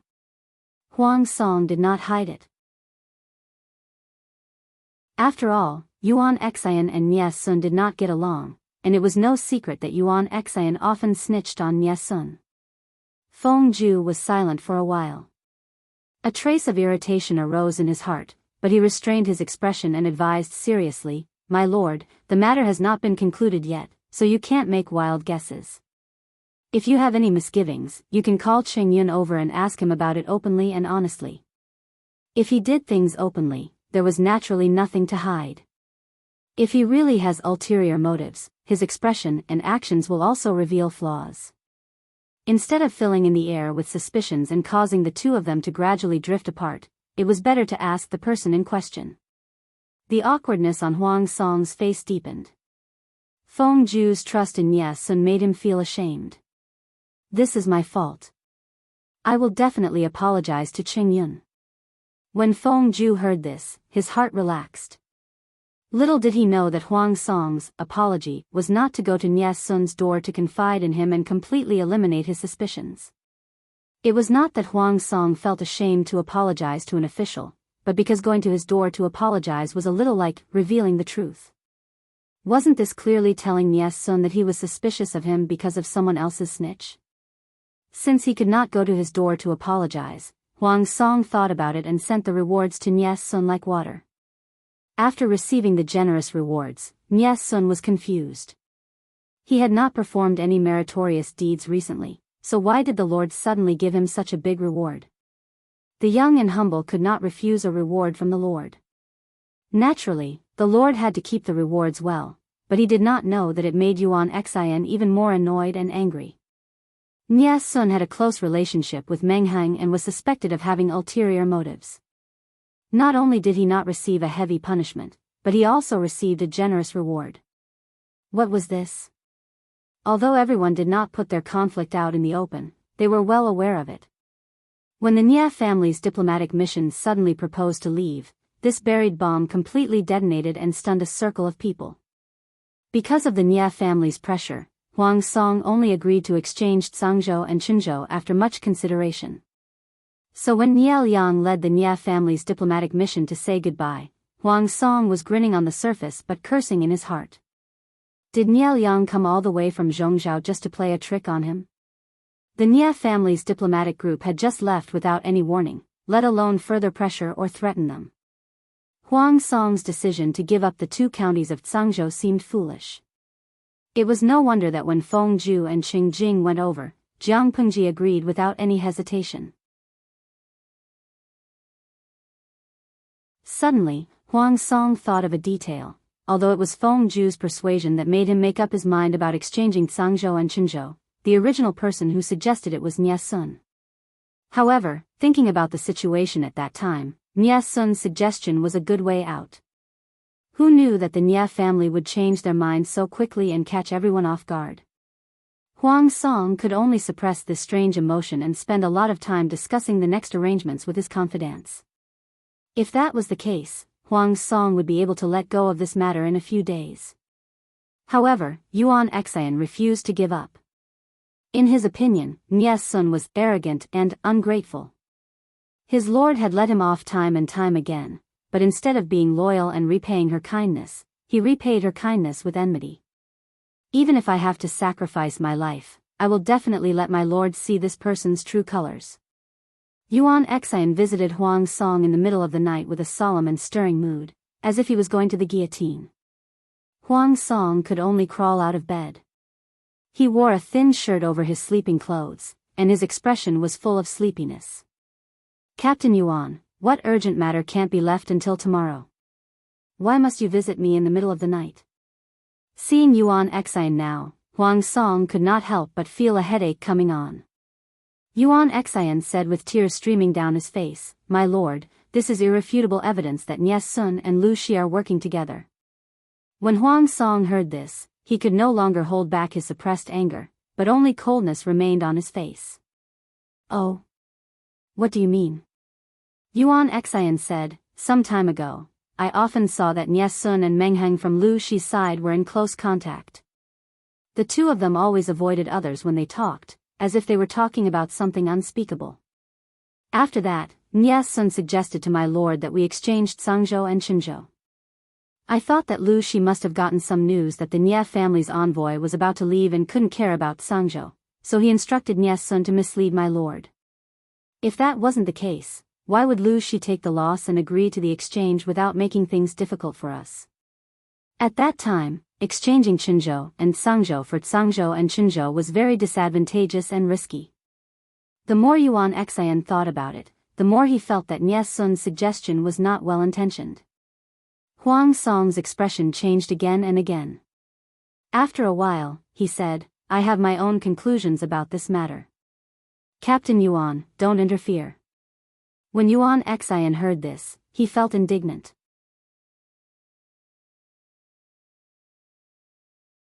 Chapter 1099.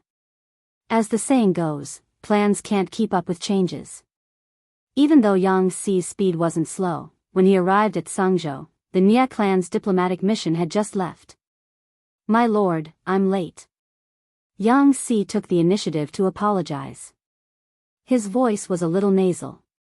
He hadn't had the time to take care of his appearance, so he looked particularly disheveled. Jian Yan also hurriedly apologized. "This lowly one was late, please forgive me, lord." Jiang Pengji helped them up. Not too late, not too late. You came just in time. Jingrong, your voice doesn't sound right. Are you sick? Yang Si said, I caught a cold. I'll be fine after taking a few doses of medicine. Jian Yen pulled the rug out from under his feet. The military counselor has been busy for days. He almost doesn't have time to drink medicine to recuperate. This cold has been going on for almost a month. Jiang Pengji furrowed her brows. Get the military doctor to treat Jing Rong carefully. Even if it's just a minor illness, we can't take it lightly. Yang Si was unable to reject her good intentions. Instead, he felt warmth in his heart. Niel Yang was poisoned by someone, which was why he had an incurable cold for so long. Yang Si was delayed for a month purely because he did not have a good rest. Wei Si secretly took a look at the prescription given by the military doctor. It was indeed the right medicine. Only then did he feel at ease and allowed someone to prescribe the medicine for the patient. Zixiao, do you know why the Nia clan's diplomatic mission suddenly left? How could the Nia family be willing to relent when they hadn't gotten any benefits? Wei Si communicated with Yang Si and roughly explained the recent situation so that the other party would have a sense of what was going on. Yang Si was speechless after hearing that.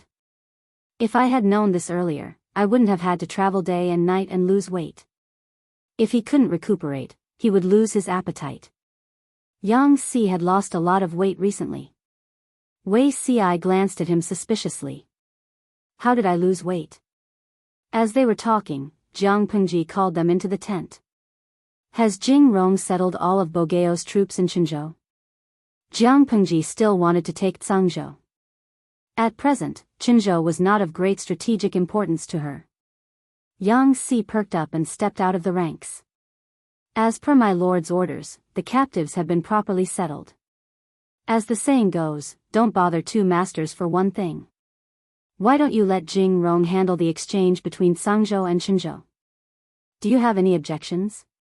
Yang Si, who was still a patient, secretly grinned. He didn't dare to have any objections. Rainbow sweetheart, oh long time no see, little Cece. Green arrow peppermint, I'm rooting for Rongrong like crazy. He could only blame the heartless host for not letting him appear for a few years. Back then, when Yang Si first appeared on the scene, he had garnered countless fans and a huge fan club.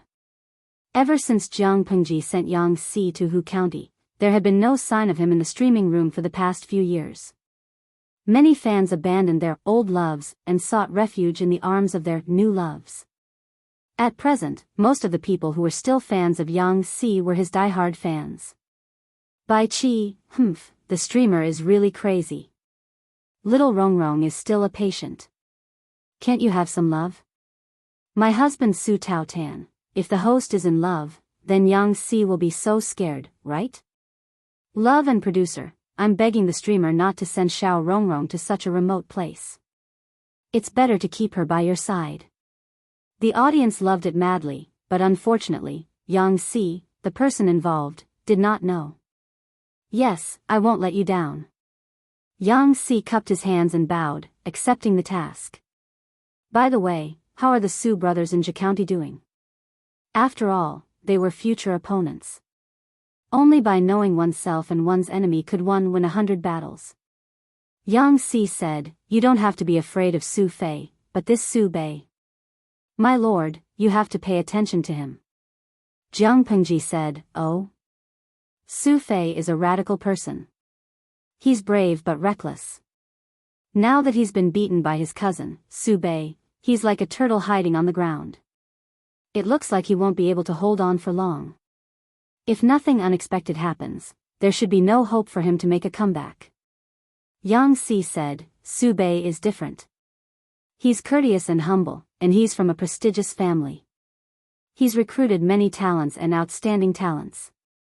Among them, his trusted strategist, Han Yu, is the most outstanding. Han Yu is treacherous, shrewd, and meticulous. He's not easy to deal with. Han Yu? Wenbin? No matter what, he's Master Yuanjing's brilliant disciple. If he's an ordinary person, he'll be letting down Master Yuanjing's teachings. Upon hearing this long-lost name, Jiang Pengji's first impression was of the handsome youth from the Yi River in Hejin. Yang Si nodded. He could barely be considered Master Yuanjing's adopted son. According to their relationship, he and Han Yu could be considered fellow disciples. Yang Si briefly reported the happenings in Hu County over the past few years. Jiang Pengji listened attentively. Yang Si's abilities were outstanding. Over the past few years, he'd worked on two fronts simultaneously. Not only had he ruled Hu County into an iron fortress, but he'd also ensured that the people under his rule lived and worked in peace and contentment. He'd also put in a lot of effort to maintain his alliance with Su Bei, pitting his wits and courage against each other. Over the past few years, he hadn't made a single mistake. This wasn't something an ordinary person could achieve. Jing Rong, it's been hard on you all these years. I'm just doing my duty. I dare not claim credit, Yang Si said humbly. After Yang Si, it was Dian Yan's turn. Jiang Pengji didn't inquire about Dian Yan's military or political affairs. Instead, she gave him a test. The result was unexpected. Dian Yan, who didn't know much about literature, could answer her questions fluently. In the past few years, Deputy Commander Dian has put in a lot of effort to learn. Now that he's been reborn, it's really amazing. Most of the generals under Jiang Pengji's command had been promoted several times. Only Dian Yan hadn't moved since he was promoted to deputy commander. It wasn't that she was stingy or that Dian Yan hadn't performed enough meritorious deeds. It was just that Dian Yan's foundation was the weakest. She wanted to train him well before she put him in an important position. A general who was brave but not astute wouldn't last long. After the test, her impression of Dian Yan was refreshed. Dian Yan smiled foolishly and said cautiously, "It's all thanks to military advisor Yang, who doesn't think I'm slow-witted and always gives me pointers." It wasn't enough to rely on one's charisma to lead a force. One had to use both the carrot and the stick. One had to reward and punish those who deserved it. Jiang Pengji wasn't a stingy person. Yang Si and Dian Yan should receive the rewards they deserved. Only then would they be willing to sacrifice their lives for her. When Huang Song heard that Yang Si was in charge of this matter, the anger in his heart rose rapidly. This person was his nemesis. Yuan Xian was a military man. When he thought about problems, he followed his own preferences. He saw that Huang Song regretted exchanging Cangzhou and Qinzhou for Qinzhou. He said in a tiger's voice, "If my lord isn't willing, you can break the agreement." Huang Song's secret thoughts were exposed by Yuan Xian. He was embarrassed and humiliated. Before he could speak, Nie Sun said, "Commander Yuan, have you calculated how many troops Lu Shi has in Cangzhou?" Seeing that it was Nie Sun, Yuan Xian snorted coldly. "At most 5,000. Nie Sun said, "If it was before, this number would be correct." But Yang Si led his troops from Qinzhou to Cangzhou. He also brought 2,000 troops with him. In total, it's 7,000. In addition, Lu Shi's main force is stationed at the border of Qianyan County. At the border of Qinzhou, there are also the elites that Yang Si brought from Hu County. In total, there's no less than 60,000. Commander Yuan, have you thought about who will be at a disadvantage if so many troops are mobilized at the same time? If you want to break the agreement, you should look at the situation first. Yuan Xian was rebuked by Nie Sun. He was furious. He couldn't help but say, "Since Mr. Nie knows Lu Shi's troops so well, it's obvious that you've put in a lot of effort. Where did this information come from? Did you really find it out yourself, or did your good brother secretly leak it?"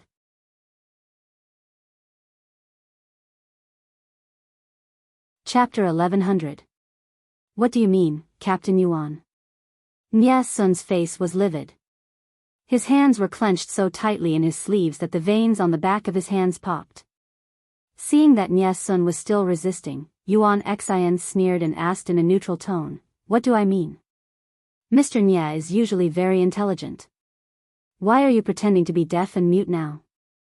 Do you dare to swear that you have nothing to do with Mengheng under Lu Shi?" Nie Sun clenched his teeth. Everyone in the tent looked at Yuan Xian at the same time. Except for a few people, the others only knew that Nie Sun and Meng Heng were close. What kind of secret relationship did they have? With this doubt, their eyes became more inquisitive. Yuan Xian's questions showed that the relationship between Nie Sun and Meng Heng was deeper than they thought. What, Mr. Nie doesn't dare to swear? Yuan Xian asked in an overbearing manner. Even with a full beard, others could see a hint of pride in his swollen eyes. He sneered and said in a relaxed tone, "If you don't dare, does that mean you admit it?" Nie Sun pursed his lips and stared at Yuan Xian with his dark eyes. What does Captain Yuan want me to admit? Admit that Meng Heng is Sun's brother? So what? Sun has never done anything to betray the Lord or leak secrets. Why did Captain Yuan have to be so sarcastic? If you want to slander me, please show me solid evidence or it will be a false accusation. Hearing Nie Sun admit his relationship with Meng Heng, the others were also surprised. They had worked with Nie Sun for many years and had never heard that Nie Sun was Meng Heng's younger brother. If it was true, why did Nie Sun hide it? They were not the only brothers in different camps. It was not a big deal to make their relationship public. But Nie Sun chose to hide it, which would inevitably make people think too much. Yuan Xian was surprised that Nie Sun admitted it in public, but he would not let Nie Sun go because of this. Mr. Nie, whether there was a betrayal or not, this is not something Mr. Nie can deny easily. Yuan Xian sneered, Mr. Nie, if you didn't secretly collude with Meng Heng and know something in advance, why did you suggest the Lord to exchange Zhangzhou and Qinzhou? Nie Sun felt that this question was ridiculous. I am not a saint. How can I plan everything? Who knew what the Nie family's envoy was thinking? When they came in a menacing manner, but when they left, there were no signs. Yuan Xian sneered, it's useless to quibble. If you want to prove that you are trustworthy, please. Nie Sun was so angry at Yuan Xian's unreasonable pestering that the three corpses god exploded. If it weren't for his 20 years of self-control, he would have left. Out of the corner of his eye, he caught a glimpse of Huang Song, who was sitting in the seat of honor. His already terrible mood immediately sank into an icy cold pond. Since Yuan Xian's revolt, Huang Song, as the Lord, had not stopped Yuan Xian. What did this mean? This meant that Huang Song was suspicious of him and wanted to use Yuan Xian's mouth to ask for an explanation and at the same time to knock him down a peg. Huang Nye of Nye. He, and the same. Nye, and and said, he said arrogantly, forget it. If Commandant Yuan doesn't believe me, then so be it. Sun is loyal to the Lord. I only need the Lord to believe me. As soon as he finished speaking, Huang Song, who was seated at the head of the table, interrupted him. He reprimanded Yuan Xian and fined him a month's pay. Other than that, he didn't do anything else. When Nie Sun saw this, the coldness expanded and spread, forcefully invading his limbs and brain. The Lord was suspicious. Huang Song said, a gentleman keeps his word. Since he promised to exchange with Lanting, he can't go back on his word. Yumo and Qingyun will supervise this. We must do it safely. We can't let Lanting see us as a joke. Do you have any other opinions? Nie Sun and Qing Jing stepped forward. Yes. Nie Sun was not in the mood to care about what they talked about after that. From the beginning to the end, he looked absent-minded. The meeting ended and everyone left. Nie Sun walked out of the tent. The slightly chilly wind blew against his cheeks, causing him to shiver and wake up with a start. Qingyun, let's talk in private. Qing Jing's voice came from beside him. Nie Sun's face darkened. Yumo, you believe what Captain Yuan said? Qing Jing said, of course not. I'm afraid you fell into Lu Shi's trap. Even if they were related by blood, how much affection could a pair of brothers who had never met have? Meng Heng often looked for Nie Sun. Although they only talked about personal matters and not official matters, the coincidences made people suspicious. Qing Jing understood Jiang Pengji's treachery, so he trusted his own judgment. Nie Sun laughed bitterly. Whether it's a trap or not, the Lord is already suspicious.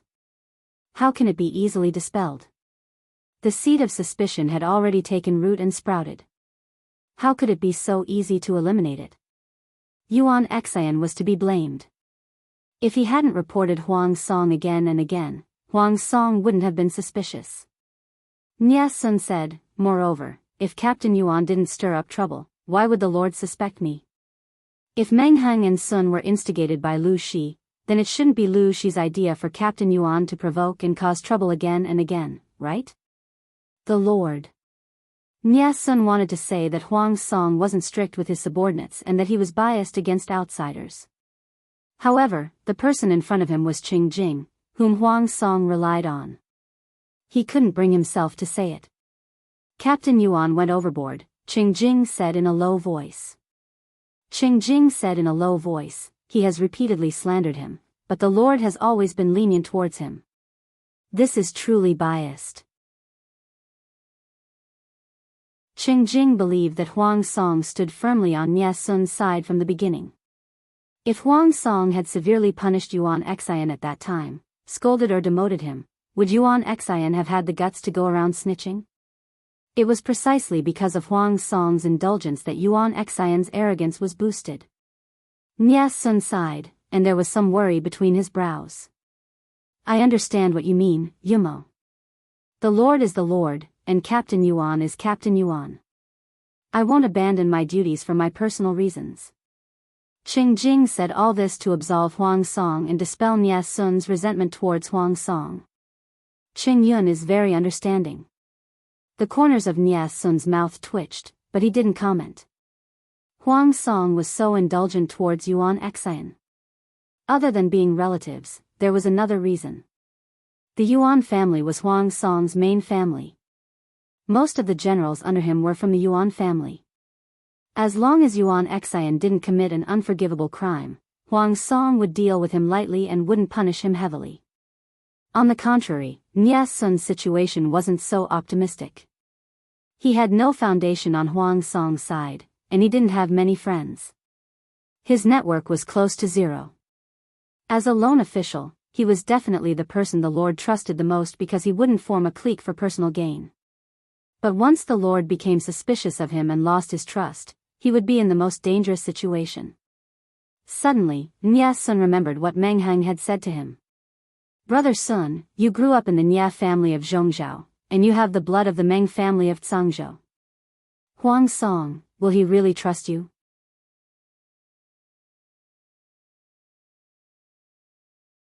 Chapter 1101. Senior brother Cheng, Yang Si knew that there would be a tough battle to fight next, so he ate a good meal to boost his morale and went to the battlefield valiantly. The corners of Qing Jing's mouth twitched slightly. He didn't know if he should accept Yang Si's attempt to get close to him. Nie Sun, who was at the side, looked at Qing Jing in surprise. His eyes were clearly filled with question marks. When did Qing Jing become Yang Si's senior brother? That's not right. Why are Lu Shi's men and Huang Song's men so inextricably linked? If they're not brothers, they're martial brothers or uncle and nephew? There must be poison. Qing Jing's eyes darkened, and he readily agreed. Compared to Yang Si's enthusiastic attitude, Qing Jing's reaction seemed a little cold. Yang Si was not angry. There was even a smile on his face. He was determined to use his hot face to stick to the cold buttocks of others. I've often heard Mr. mention senior brother. It's been many years since we last met. Senior brother is indeed a dragon among men. I like you very much. Yang Si was an orphan adopted by Master Yuan Jing when he was young. Although he did not bring him back to Langya County to be raised, his identity was not a secret. Qing Jing was Master Yuan Jing's first disciple, so it was reasonable for Yang Si to call him senior brother. Junior brother Yang is not bad either. He has not let down Master's many years of guidance. Qing Jing put on a fake smile. Nie Sun had been tricked, so Qing Jing did not dare to get too close to Jiang Pengji's tent. However, Yang Si was thick-skinned enough to play the role of two people. Qingjing, there was so much drama. Although they were from the same sect, neither of them showed any mercy when it came to the conflict of interests. Qingjing did his best to fight for the benefits that Huang Song deserved.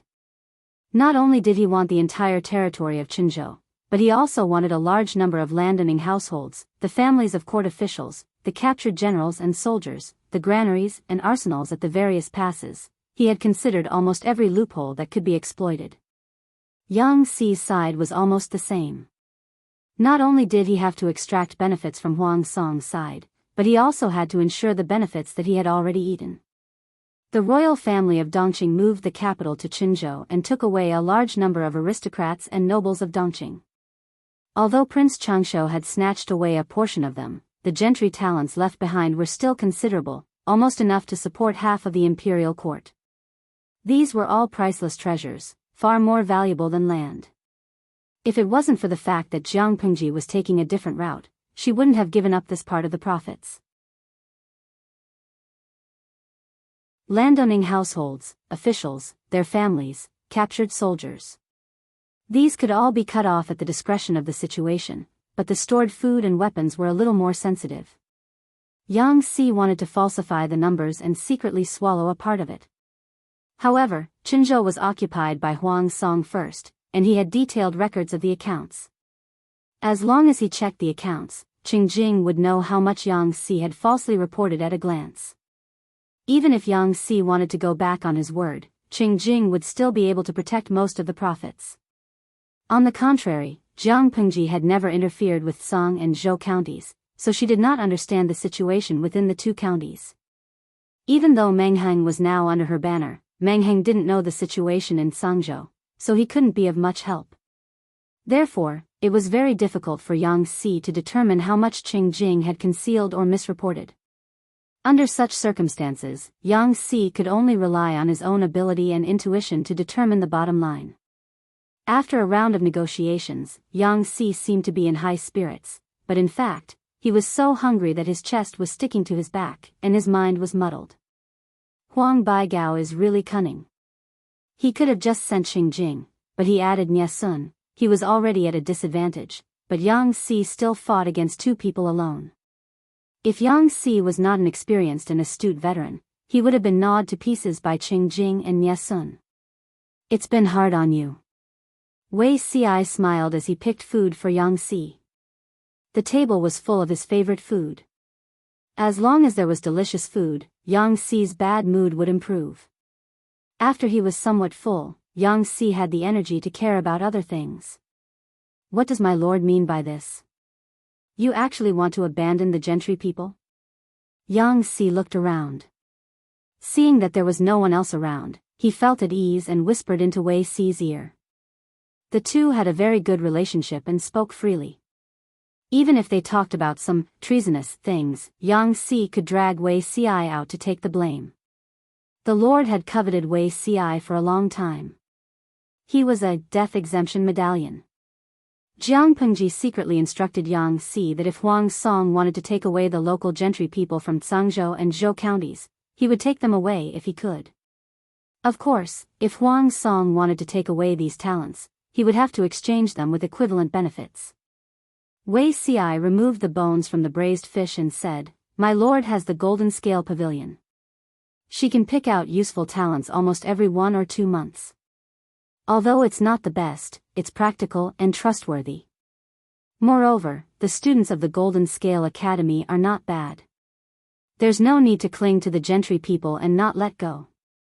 Before Wei Ci could eat, Yang Si had already shamelessly snatched the plate away, looking like he was protecting his food. In that case, my lord's ambitions are not small. Yang Si smiled. He was also born into a poor family. His background was very low. Naturally, he did not want a group of gentry people who were high and mighty but did not do anything to criticize him. His lord's actions were deeply in line with his intentions. It's better to say this in private. Don't say it out loud, Wei Ci reminded him. It was a fact that his lord rarely used the gentry people. However, He could not let the outside world know clearly that she rejected the gentry people in order to avoid provoking resistance. Yang Si smiled and said, "I'm not a 3-year-old child. How can I not know the severity of the matter?" Wei Si sighed softly to himself. Giving up on roping in the gentry people and cutting off the support of this part of the forces would definitely be difficult on the road to attaining the throne. Who asked the gentry people to occupy nearly 60% of the world's wealth? The remaining 30% belonged to the royal family. Only 10% belonged to the people. Because Qing Jing and Nie Sun retained half of the interests, Huang Song's complexion was much better. Next, as long as the two forces smoothly handed over their power, the Battle of Tsangzhou would come to a successful end. Yang Si brought the account book to see Jiang Pengji. She was making a sand table. Not only were there undulating mountains, hills, and cities on the sand table, but there were also obvious rivers and borderlines. Yang Si saw a mini flag that represented the northern borderline, Chongzhou, Wanzhou, Tsangzhou, Hu County, and other places. A strange animal's head was drawn on the flag. It had 2 black ears and 2 black eye sockets. It looked like it had been suffocated twice. Its big face was completely white. Looking at it, it looked like an iron-eating beast that Wei Si hugged and stroked all day long. Jing Rong is here? Jiang Pengji raised her head and put down the tools in her hands. She patted the sand in her palms and asked, "How did it go?" "Fortunately, I didn't disappoint you." Although she said so, she felt a little guilty. Yang Si did not have a concrete idea of the wealth of Tsangzhou and Sangzhou. He could only make a rough judgment based on the taxes collected in previous years. Although he did not know how much profit he had fought for, it was definitely enough for 40%. Jiang Pengji flipped through the account book. The figures in it were all above her bottom line. "You've worked hard." Jiang Pengji revealed a satisfied smile. Since he had done a good job, he naturally had to be rewarded. However, apart from delicacies, Jiang Pengji really did not know that Yang Si had any other hobbies. After thinking about it, she felt that it was better to reward him with delicacies. Apart from money, Jiang Pengji gave her mansion's chef to Yang Si. He could cook whatever he liked. If the ingredients were insufficient, he could ask her for reimbursement.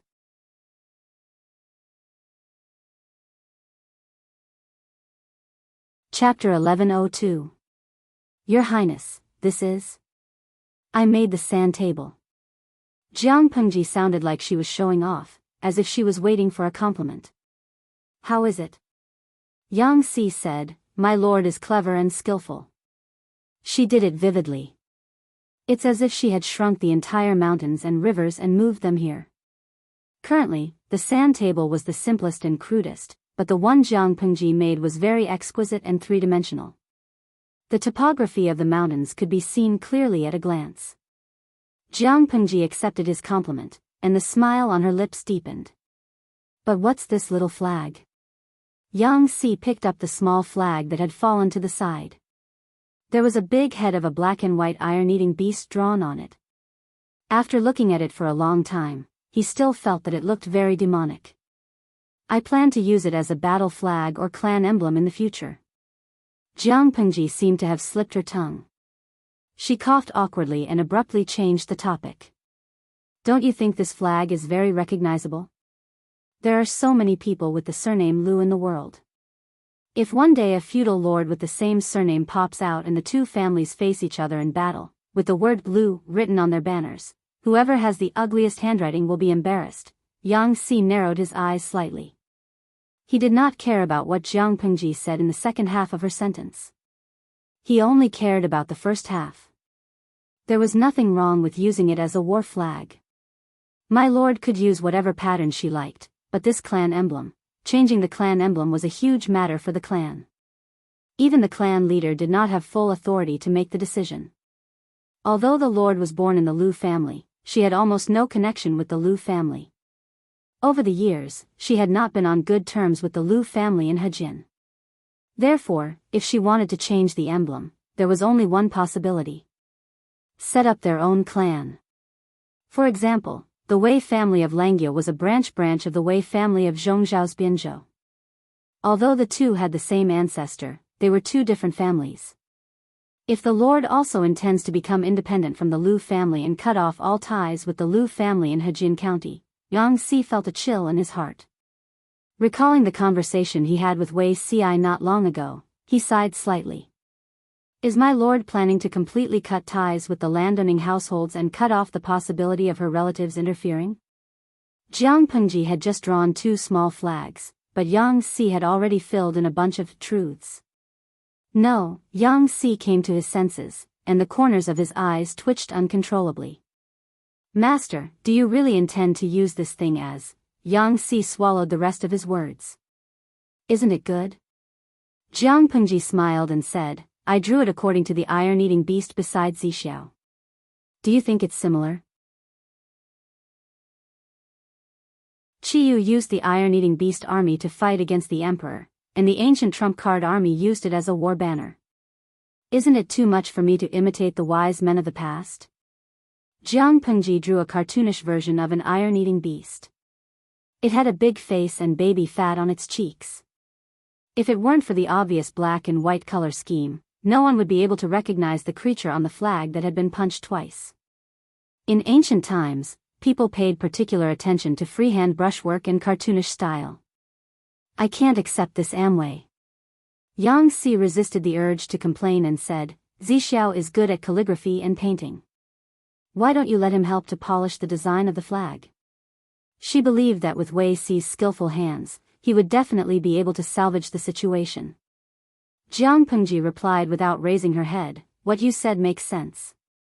Zixiao's painting skills are indeed not bad. She took out a blank flag, wrote the word, Huang, on it, and stuck it in Shenzhou on the sand table. Occasionally, Yang Si would help out by grinding the ink and passing a small pair of scissors. Not long after, the other territories on the sand table were marked with small flags. One day, I will make the entire sand table have only my flag left.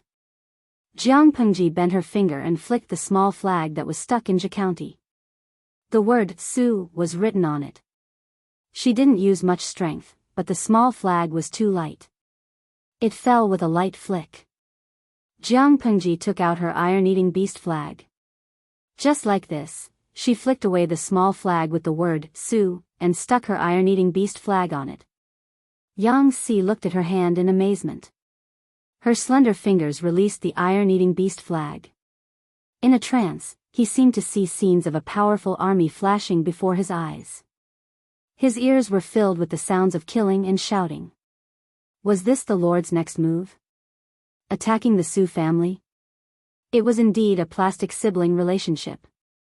Su Pei would occasionally ask about the Lord's recent situation, but he didn't expect his Lord to turn around and stab him. This stab was aimed at the other party's heart. The Su family can't be underestimated, Yang Si said. Su Pei occupies Shi County, Hu County, and half of Jianghu. His family is rich. With Shi County as his base, Su Pei had already swallowed up Hu County. He even stabbed his neighbor, Yang Tao, in the dark and snatched half of Jianghu. If Yang Tao hadn't expanded his influence towards Nanxing, Yang Tao would definitely fight Su Pei to the death if Su Pei snatched half of Jianghu from him. His cousin, Su Fei, who was initially evenly matched with Su Pei, was now hiding in a small place, struggling at death's door. Yang Si and Su Pei had been dealing with each other for a few years, so he knew him well. It's precisely because of this that I chose him. Jiang Pengji smiled. I originally wanted to attack Biyao, but the only conflict has been resolved. I can't find a reason to attack him now. Apart from that, if I attack him, the defense line at the borders will be under great pressure. It'll also give the hidden enemy a good opportunity to launch a sneak attack. The gains don't make up for the losses. It's better to let him go first. Yang Si nodded. Indeed. It's not good to attack Magistrate Huang now. Jiang Pengji said, Biyao can't, but Su Pei can. Yang Si asked, but, what's the reason? What did it mean to attack with a good reason? There must be a legitimate reason to attack. In Jiang Pengji's case, the word legitimate could be removed, as long as there was a reason. In times of emergency, it was fine even if there wasn't a reason. Tell me, if Su Fei asks us for help, should we send troops? The smile on Jiang Pengji's lips deepened. The words that came out of her mouth made Yang Si shudder. Su Fei and I have an old friendship since we participated in the Huangshui conference together. I can't just leave him in the lurch. Yang Si was speechless. Su Pei and my lord also have an old friendship since they participated in the alliance. You've even been allies for quite a while. Using such a reason to fall out with Su Pei, Yang Si could already imagine the scene of Su Pei vomiting blood. Tossing her aside after using her. His lord had the potential to be a scumbag. Because of her outstanding ability to handle matters, Yang Si, Qing Jing, and Nie Sun quickly completed the paperwork. Next, they only had to exchange territories to govern. Huang Song moved all his people and belongings away. Jiang Pengji also set up an ambush and ordered the garrison troops to withdraw from Qinzhou. This was already a win-win situation. Everyone had something to gain. Therefore, this farewell meal could be considered to be quite enjoyable. Jiang Pengji and Huang Song were in high spirits. The two of them even laughed and reminisced about the past. It was obvious that they had crossed swords several times. It wasn't the first time that they had hurt each other's hearts, but their relationship was still as strong as ever. The viewers in the live stream room had the deepest feelings. From Jiang Pengji's perspective, they had seen her scheme against Huang Song more than once. Of course, Huang Song had also schemed against Jiang Pengji many times. The two of them had already shed all pretense of cordiality. Now, they could still pretend that nothing had happened and restore their strong relationship as sworn brothers. Hee, their expressions changed as quickly as a tornado.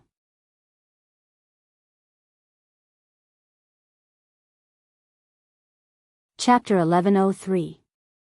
Ziyi's Crystal. Hee, after seeing the fake friendship between the host and Huang Song, I no longer believe in friendship. Yeah, Liang, if a real-life friend stabbed me in the back, would definitely break off the friendship. I really don't understand how the streamer and Huang Song can continue to be friends without any ill feelings. Perhaps, this was why the host could handle the ancient times with ease, while the baby could only transmigrate once. Fantasy Purple Star Fall, of course it's for benefits. Wuxia Chronicles, of course it's to maintain the connection so that I can stab you back next time. #funny. Overbearing President Li Guangzai, two nests of drama queens having a meeting. I feel like the whole world is hostile towards me after watching too much of it. Through the live stream, the audience saw the various expressions of the people in the tent and felt complicated. These people had ulterior motives and concealed daggers in their smiles. Other than themselves, no one could guess what their black hearts were plotting. Pure Angel Zhou Qilua, sigh. I feel that the host's dark side is getting higher and higher. Tudu Feiqiu, I'm the first person to follow the live stream. I can say with confidence that the host's character has never been in vain. Jiang Pengji glanced at the bullet screen with the corner of her eye, and her eyes were filled with a faint smile. From an outsider's point of view, she glanced at the people under the tent and nodded and smiled in Nie Sun's direction, like a warm spring flower blooming. In the past, Huang Song wouldn't have thought much of this, but it was different now. Lanting admires Qing Yun very much. Huang Song sighed with emotion in a low voice. It was rather noisy in the tent. He deliberately lowered his voice so that only Jiang Pengji could hear him. Jiang Pengji was startled for a moment. She seemed to be awakened by Huang Song's voice, and she forced herself to come back to her senses. Are you sincere? No matter what, he's still she's cousin, so it's hard not to feel closer to him. Biyao, don't think too much. Huang Song said, I'm not thinking too much, but he felt a little suffocated. Once the seed of doubt sprouted, it would be difficult to remove it. Just like how a broken mirror would leave behind a crack that could not be ignored, digging out a germinating seed would also leave behind a shallow pit. With Yuan Xian, a foreign relative who loved to snitch, by Huang Song's side, it would be difficult for Nie Sun to be a lone official. Jiang Pengji saw that Huang Song's expression was a little strange. Her smile deepened. There was a grudge between Huang Song and Nie Sun, but it was not enough for them to turn against each other. She was not anxious. However, Feng Jin and Feng Ju made her a little disappointed. If they could use Feng Jin to provoke a crisis of trust between Feng Ju and Huang Song, it would be the highlight of the year. However, Feng Jin said, "Your Highness, the same move can only be used once." Meng Heng had already made Huang Song suspect Nie Sun. If the same thing happened to Feng Ju, Huang Song would not fall for it at all. Not only that, but he would also wake up in time and eliminate his suspicions towards Nie Sun. In this way, Jiang Pengji's side had lost everything. Her previous efforts were in vain. Huai Lei is very wary. This kind of sowing discord is useless against him. Feng Jin knew his brother very well. He said, his friendship with Huang Song is not ordinary. Ordinary sowing of discord will not affect their relationship. The reason why Nie Sun is in Zhongzhou is because Huang Song doesn't trust him enough. If Nie Sun heard Feng Jin's words, he would probably feel hurt. After the banquet, Huang Song started to get busy. The 2 counties of Zhangzhou had been transferred to Jiangpengji. This was her territory. As an outsider, Huang Song naturally could not stay for long. More importantly, he needed to go to Qinzhou to clean up the mess. He did not have extra time to waste here. "Shizhou, I remember that your wife is still in Heda County of Haozhou, right?" Jiang Pengji keenly noticed that Meng Heng's mood was a little off. She thought for a while and found the key point. Meng Heng said, "Your Highness did not remember wrongly. My wife is pregnant and it is not suitable for her to travel with the army. Therefore, she is temporarily left in Heda County." The relationship between Jiang Pengji and Huang Song looked firm on the surface, but it was full of cracks on the inside. No one knew when they would completely break up. Meng Heng was worried about his wife's safety, but he did not want to add to Jiang Pengji's worries, so he could only suppress his emotions. Now that she had seen through him, Meng Heng naturally would not hide it. He directly told her the truth. "So that's how it is. I was negligent." Jiang Pengji's smile was a little vexed. She revealed her canine teeth, which was a little cute. "If my cousin-in-law stays in Haozhou, she will inevitably disturb Biyao. Taking advantage of the fact that she is still young and the war has been settled, I will send a team to follow you to fetch her back. I'll mention this to Biyao, in case he forgets and wastes time." The relationship between Jiang Pengji and Huang Song was more subtle. If it was delayed for too long, Huang Song would probably find a lot of reasons to detain Meng Heng's wife and child. Jiang Pengji could not give Huang Song an excuse to make things difficult for her. On the contrary, she wanted to take advantage of this opportunity to make things difficult for Huang Song. After all, Meng Heng's wife and Nie Sun's wife lived together. Meng Heng could not avoid Nie Sun when he picked up his wife. On the other end, Meng Heng heard Jiang Pengji's arrangements and breathed a long sigh of relief. Yes. The Meng family in Zhangzhou was destroyed. This led to another major reshuffle of the forces in Dongqing. Jiang Pengji's territory had gained another province. After experiencing the baptism of war and the disaster of the Meng family, Zhangzhou was in full swing. Jiang Pengji still had enough manpower on hand, so she did not borrow people from Wanzhou for the time being. Yang Si saw that the situation was not good, so he escaped. He still had a heavy responsibility to manage the evacuation of the garrison troops in Qinzhou. He was very busy. Before escaping, Yang Si also took Dian Yan with him in the spirit of brotherhood. The honest Dian Yan shed tears of gratitude. Ever since he learned to be cultured, he was used by his lord as a half-cultured person. Only God knew that he was only interested in military books and strategies. The 2 of them could find an excuse to slip away, but the others were not so lucky. It had become a habit to work overtime after every war. Before Huang Song left, he took with him almost all the aristocratic families in Zhangzhou and Zhangzhou counties. When the wealthy aristocratic families left, they naturally took with them most of the money, grain, and officials of all sizes. Zhangzhou was now poor. There were only countless starving people waiting for Jianghu to feed them. She was the best at rebuilding after war. She had accumulated enough experience in the past, so it was not difficult to operate now. As long as they worked together to get through the most difficult half a year, Zhangzhou would return to a state of prosperity when they reclaimed wastelands and harvested the next year. Of course, the blueprint was beautiful. Behind the blueprint was the hard work of Feng Zhen, Wei Ci, Feng Jin, and the others, day and night. The only way to relieve my worries is to stroke the cat. Feng Zhen stroked Wei Ci's pet when he had nothing to do. The pressure of working overtime was reduced. Fortunately, the cat was still young. If it was older, it would slap the unruly people who offended it with its paw. I heard that the envoy from the Yi family of Biyao was summoned back as soon as he arrived at Yumen Pass. Wei Ci held the brush with both hands and multitasked. He had to deal with 2 bamboo slips and endure Feng Zhen's noise at the same time.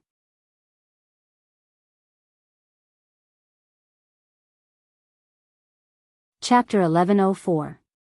I really realized that Zixiao never seemed to worry about Beiyuan. Feng Zhen narrowed his eyes and rubbed the iron-eating beast's ear with his large palm. He seemed to have asked casually. Or perhaps, Zixiao is certain that the Beiyuan Yi clan will not be able to free themselves, and this is also the result of your stargazing day and night? Only then did Wei Ci raise his head from the pile of bamboo slips, but he did not put down the brush in his hand. Feng Zhen stared closely at his face, as if unwilling to let go of even the slightest hint of abnormality. Wei Ci said with a calm expression, Confucius said that the mysteries of heaven must not be revealed. Feng Zhen, if Confucius was alive, wouldn't he be angered to death by Wei Ci? When did I ever say such a thing? Only Taoists talk about the secrets of the heavens. Feng Zhen wished he could throw the iron-eating beast in his arms at Wei Ci's face. This person was getting more and more infuriating. Little did they know that Wei Ci could not reveal anything at all. He could only be vague about it. Beiyuan is a very interesting country. Feng Zhen's face was blank. Interesting? How was it interesting? Little did they know that Wei Ci's evaluation of Beiyuan was straight to the point. This country was really too weird. The destruction of Beiyuan was not caused by the lord or the other feudal vassals, but by them. In his previous life, Wei Ci lived in seclusion in Zhongzhao's Binzhou. His body was in the land of peach blossom, but his heart was in the secular world. He could not let go of the general situation of the world. Among the 5 countries in the world, Dongqing, Nanxing, and Zhongzhao, these 3 countries were fighting in full swing. All the feudal princes took turns to sing. After His Majesty united the 3 magnates, she dealt with Beiyuan and Xichang. It took more than 10 years to unify the 3 kingdoms, but it took less than a year to deal with Beiyuan and Xichang.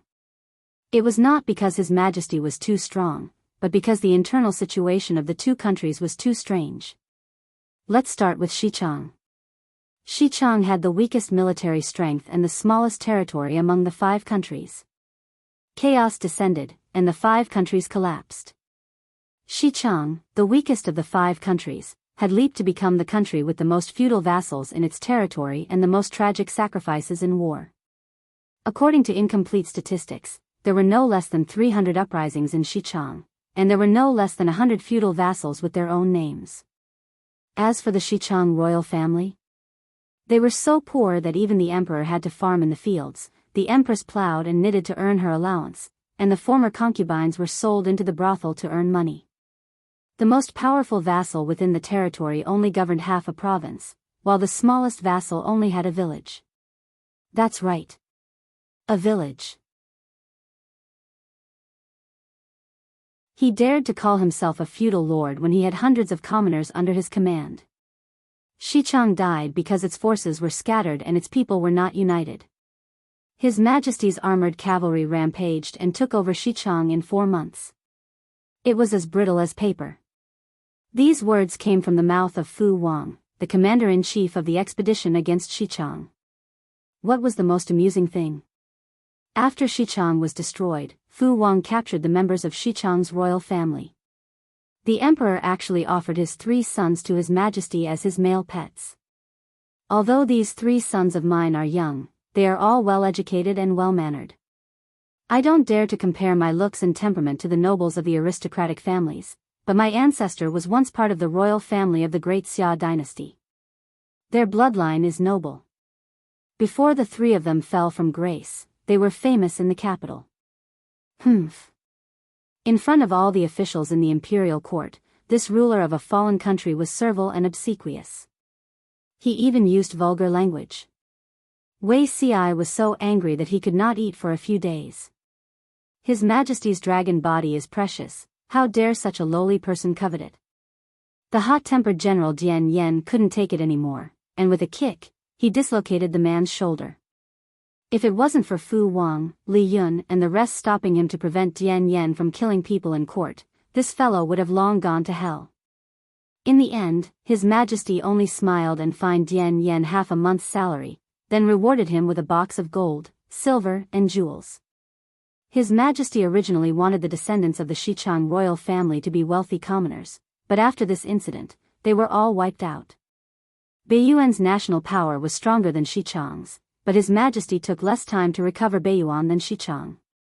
Beiyuan was famous for courting disaster, and it could be said to be a weirdo among the 5 countries. Before the collapse of the 5 countries, the Beiyuan royal family was already in decline. Basically, a few aristocratic families took turns to rule, constantly fighting for power. After the collapse, power struggles became more frequent. Within a year, there were no less than 20 coups, the shortest lasting only half a day. The Yi family had the last laugh. They destroyed the royal family, wore the dragon robes, and ascended the throne. Almost every direct descendant of the Yi family was conferred the title of prince, and their salary was the highest. They were prominent for a while, and it could not be said that they weren't prestigious. However, this situation didn't last long. Beiyuan quickly fell into chaos. Previously, Fengzhen had mentioned that Beiyuan was located in the north. In a year, it was only warm for a few months, and the rest of the year was very cold. The environment was harsh, and it was difficult for crops to survive. The land produced little food. In order to stabilize the situation, Beiyuan's agricultural tax was naturally the lowest among the 5 countries. The government only collected 20% of the agricultural tax. In this era, this agricultural tax was already very low, but the people were still hovering around the line of food and clothing. Turning to the Yi family, after the emperor ascended the throne, he conferred dozens of princes and dukes, and the salary expenditure was extremely terrifying. The national treasury couldn't support it anymore, and began to default on the salary. All the princes and dukes were in a mess. In order to appease the people, they had to increase the agricultural tax and set up miscellaneous tax collection programs to increase the national treasury's income and distribute the princes' salaries. When the tax was at its heaviest, the government even collected 90% of the agricultural tax, and the remaining 10% of the grain tax had to be exploited layer by layer. Within the borders of Beiyuan, countless people froze and starved to death. Hearing that His Majesty's iron hooves were about to enter the country, the people from all over the country spontaneously took action. Some opened the passes, some opened the city gates, and some opened the city gates.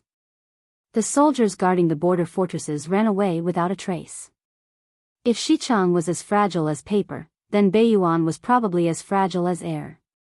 Calculating the time, the Yi family was now fighting with a few other aristocratic families for power. The regime changed like the sun and moon, and the coups were so frequent that they seemed like a joke. The Yi family coveted the Tsangzhou stud farm, but if they kicked an iron plate, they couldn't really send a large number of troops to suppress the border. Wei Ci knew this, but he didn't dare to take the risk. After all, Beiyuan was still considered strong, and hadn't been as fragile as air by the Yi family.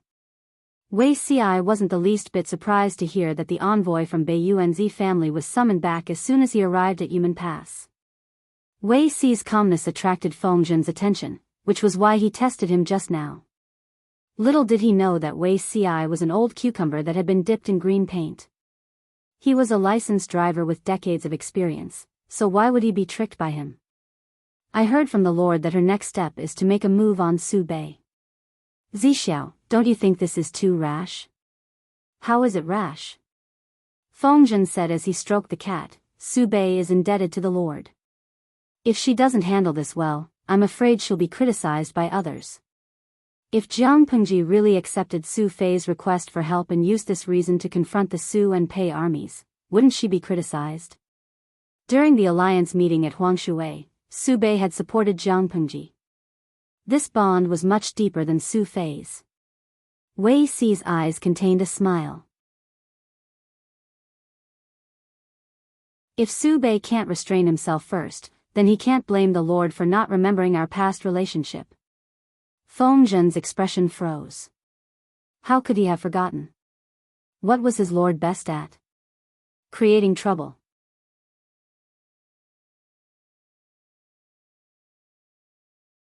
Chapter 1105. According to Meng Zhan's calculations before his death, Jiang Pengji should be controlled by the Yi family of Beiyuan and the Nye family of Zhongzhou.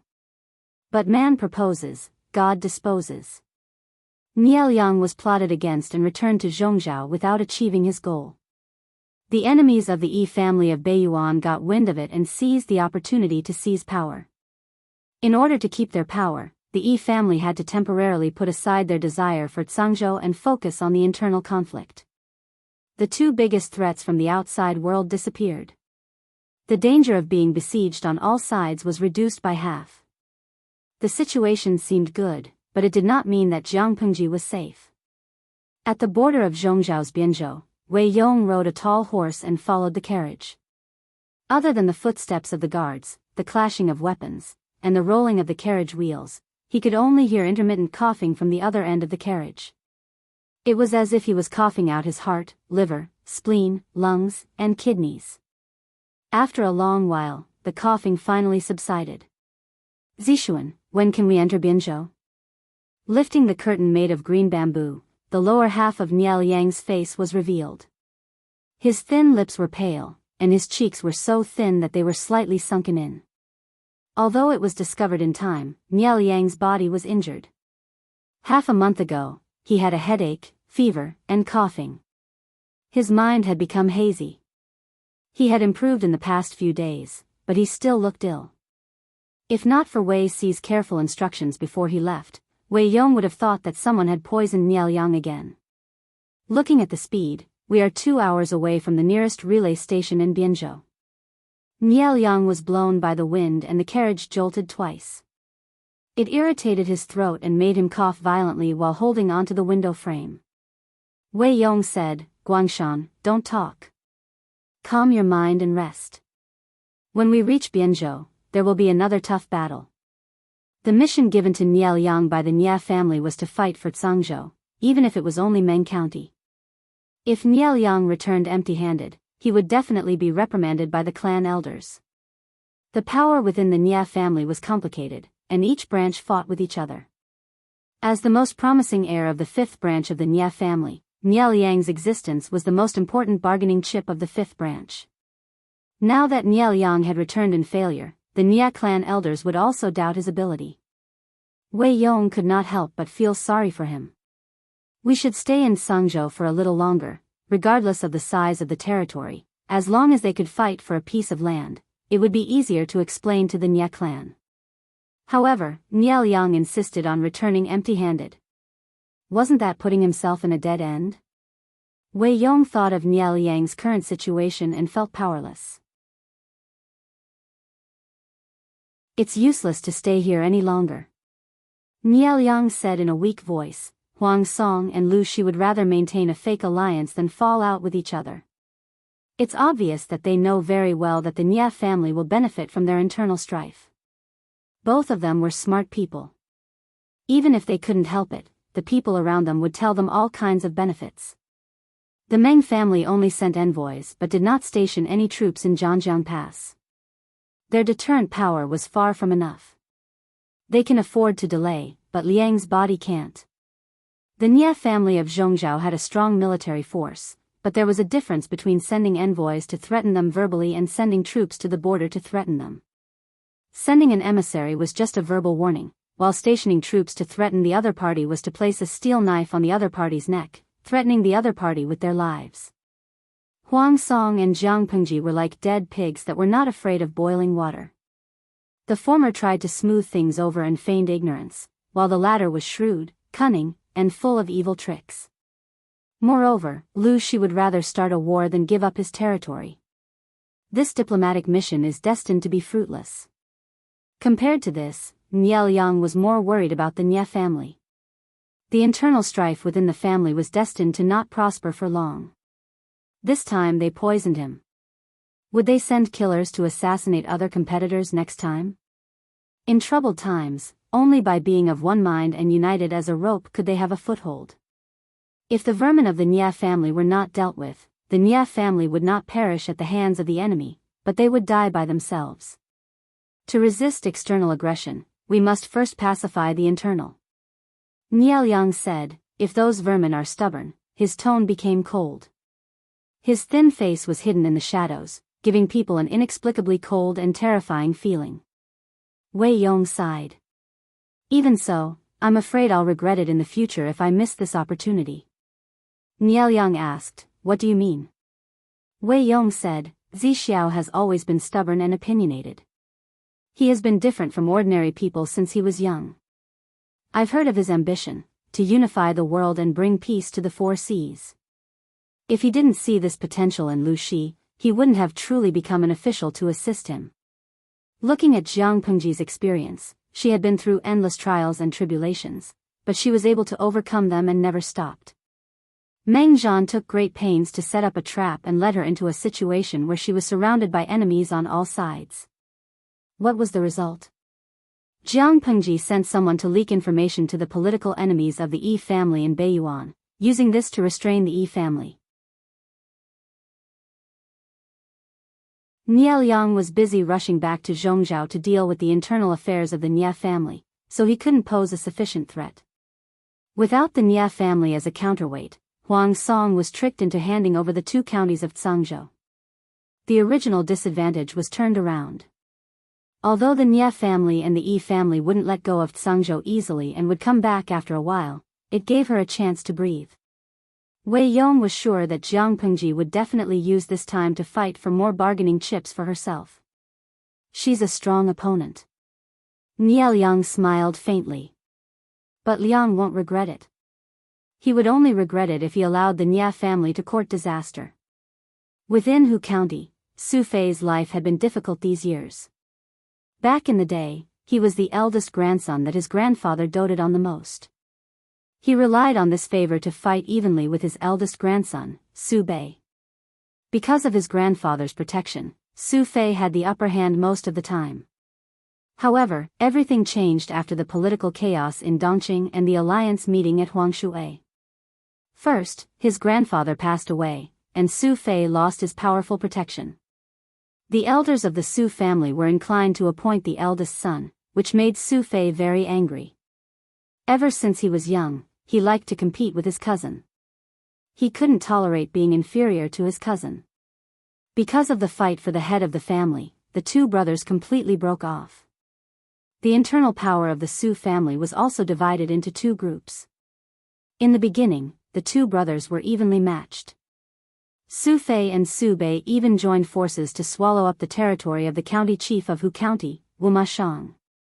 However, this balance was broken after Jiang Pengji went on a northern expedition to the northern borderline and Yang Si represented her in forming an alliance with Su Bei. The balance gradually tilted. While other people's lives became more and more prosperous, Su Fei's days became more and more sullen. As Su Bei pressed on, Su Fei also lost most of his territory and gradually holed up in a small area. Seeing that he couldn't hold on any longer, Su Fei's emotions became more and more violent. He often vented his anger on the servants and maidservants around him. The aristocratic families that were originally attached to him gradually changed sides and left. His subordinates even persuaded him to submit to Su Bei and submit to him. How could this be possible? Apart from age, how is he stronger than me? Grandfather has always favored me to be the head of the family. What does Su Bei count for? Not only did he not act according to grandfather's will, but he also wants to put me to death, to make me submit to him? Humph. Dream on.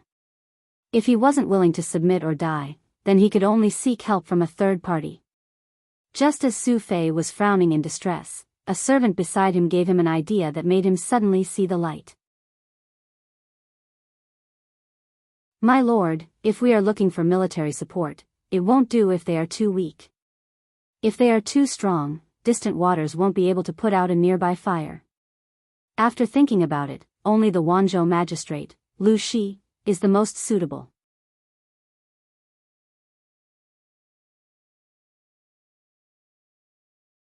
Chapter 1106. The servant saw that Su Fei's expression was not good and felt uneasy. Laleoi? He also cherished his life. Su Fei's servants had died one after another. Seeing that it was his turn soon, he had no choice but to find a way out. If he did not do this, he would not be able to escape death. Just as he was at his wit's end, he had heard of this brilliant idea from someone nearby and hurriedly presented it to Su Fei. Su Fei said gloomily, Lu Shi is indeed suitable, but I have no friendship with him. The servant was delighted when he heard this. He had his own selfish motives, and his little plan was brilliant. It would be best if Su Fei could successfully escape danger. That way, he would be a meritorious contributor. If he could not escape danger, at least he could delay for a while. He could secretly find someone to open up a channel and transfer him away from Su Fei's side. How could Laoi not be friends with Lu Prefecture's magistrate? The servant carefully served. Thinking back to the Huang River Conference, Laoi and Lu Prefecture's magistrate fought side by side. We could be considered comrades. Not to mention anything else, just because of this old friendship, she can't just watch him die, right? The servant thought that he had spoken well, but Su Fei's expression was even uglier than before. He was anxious, afraid that he had stepped on a landmine. Su Fei said after a long pause, you might not know this, but during the Huang River Conference, Lu Shi was closer to Su Pei. Although the two were scheming for their own interests, Su Bei had supported Lu Shi during the Huang River Conference. This was an indisputable fact. In terms of friendship, it was not Su Fei's turn. The servant was dumbfounded. Had he come up with a rotten idea? Su Fei said in a gloomy tone, but you also reminded me that Lu Shi is a good candidate. Although the chances are not high, it's better than squatting here and waiting to be captured. No matter what, I will not admit defeat to Su Bei, even if I have to give it my all. Seeing this, the servant shivered involuntarily. He did not understand. Su Fei and Su Bei were cousins from the same sect. They should have a good relationship. How did things end up like this? Little did he know that because of his grandfather's favoritism and protection, defeating Su Bei had become Su Fei's obsession. Su Fei could lose to anyone, but not Su Bei. They were born to fight. Only when one of them fell would it truly end. Go, call Qin Gong over. As soon as Su Fei finished speaking, she immediately changed her words. Wait, go and prepare a cinnabar brush and ink for me first, then go and call Qin Gong. Do this secretly and don't let the news leak out. Otherwise, I won't let you off. The servant was so scared that he was sweating profusely, and his back was covered in cold sweat. Yes, I'll do it right away. The servant tiptoed to the study to find a cinnabar brush and ink, wondering why Su Fei wanted cinnabar. Su Fei spread out a roll of bamboo slips and placed it on the table. Then, he pulled out a dagger and cut his palm. Hot blood dripped onto the inkstone. After bleeding enough, Su Fei's expression didn't change as he fetched some cinnabar and mixed it with the blood. He then used his uninjured hand to grind the ink. Was he going to write a blood letter? The servant's eyelids twitched, and he retreated while trembling. Su Fei dipped his brush into the ink and wrote a letter to Jiang Pengji with a gloomy face. He was well liked by old Master Su. Other than fighting cute ghosts, his talent was also a plus. His grandfather had taught him how to write, and his initiation was also done by him. In comparison, Su Bei, whose literary talent wasn't much, seemed mediocre. Su Fei had never thought that the words and books he had painstakingly learned for so many years would one day be used to write a blood letter and gain the sympathy of others. In another place, the servant took Su Fei's warrant to look for Qin Gong. "Young General Qin, old master is looking for you." Qin Gong had just returned from training at the military field. His youthful face was tense, as if his entire body was on guard. Seeing this, the servant felt pity in his heart. Qin Gong was the youngest son of Qin Gu, the first general under Su Fei's command. In order to show his loyalty to Su Fei, Qin Gu led his troops and fought for time to retreat. However, he was pierced through the heart by thousands of arrows and died without a complete corpse. Qin Ji's eldest and second sons also died in the following battles. The Qin family was full of loyal warriors, and now only Qin Gong was left. The servant remembered that Qin Gong used to be a young man with some baby fat and loved to smile. Ever since he took over the heavy responsibility from his father and brother, he had become increasingly cold and stern. Following the wishes of his father and brother, he was also loyal and devoted to Su Fei. He trained the troops day and night, never slacking off. Suddenly, the servant had a bad premonition. He had a feeling that Su Fei calling for Qin Gong was probably not a good thing. When Qin Gong saw Su Fei's warrant, it was as if Su Fei was right in front of him. He said respectfully, "Yes, this general will go over now." When Qin Gong went over, he acutely smelled a faint smell of blood in the air. Very quickly, his gaze sharpened as he discovered the source of the smell. "My lord," Su Fei comforted him. "It's nothing. Sit down first. I have something to tell you." When Qin Gong heard that there was something important to tell him, he didn't dare to sit down. He immediately said, "This general obeys your order." Su Fei wasn't surprised. Qin Gong's temperament was like his father's. When he was young, he was naive and straightforward. Once he shouldered heavy responsibilities, he would quickly mature. "Deliver this letter to Wanzhou magistrate Lu Shi at night," Su Fei said. "Remember to be careful. Don't let anyone discover it." Qin Gong looked up in surprise and blurted out, "If this general leaves, who will train the soldiers to protect the Lord's safety?" Su Fei laughed. "My life isn't something you can protect just by training the soldiers to defend it." Qin Gong's face was deathly pale. He pursed his lips tightly. "Only this letter can bring me a glimmer of hope." Su Fei tied the 2 rolls of bamboo slips and put them into a tube bag. He personally handed them to Qin Gong. "I've let your father and your 2 brothers down. Now, Sai, you must personally deliver this letter to Lu Shi. The sooner the better. This general obeys your order. I vow to complete the Lord's entrustment with my life." Su Fei smiled faintly. "Go. I'll wait for your good news." Qin Gong lowered his gaze and saw a white cloth wrapped around Su Fei's left palm. There were faint traces of blood on it. His heart sank. "Yes." Qin Gong put the tube bag containing the 2 secret letters into his lapel. Under the cover of his armor, he left Su Fei's mansion with a normal expression.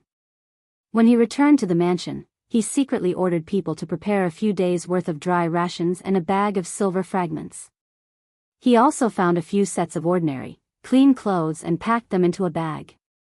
In the middle of the night, a vigorous figure sneaked out of the city. In order not to attract the attention of the enemy soldiers, Qin Gong traversed mountains and ridges, choosing remote and uninhabited roads. When Qin Gong finally arrived in Wanzhou, more than a month had passed. It was midsummer.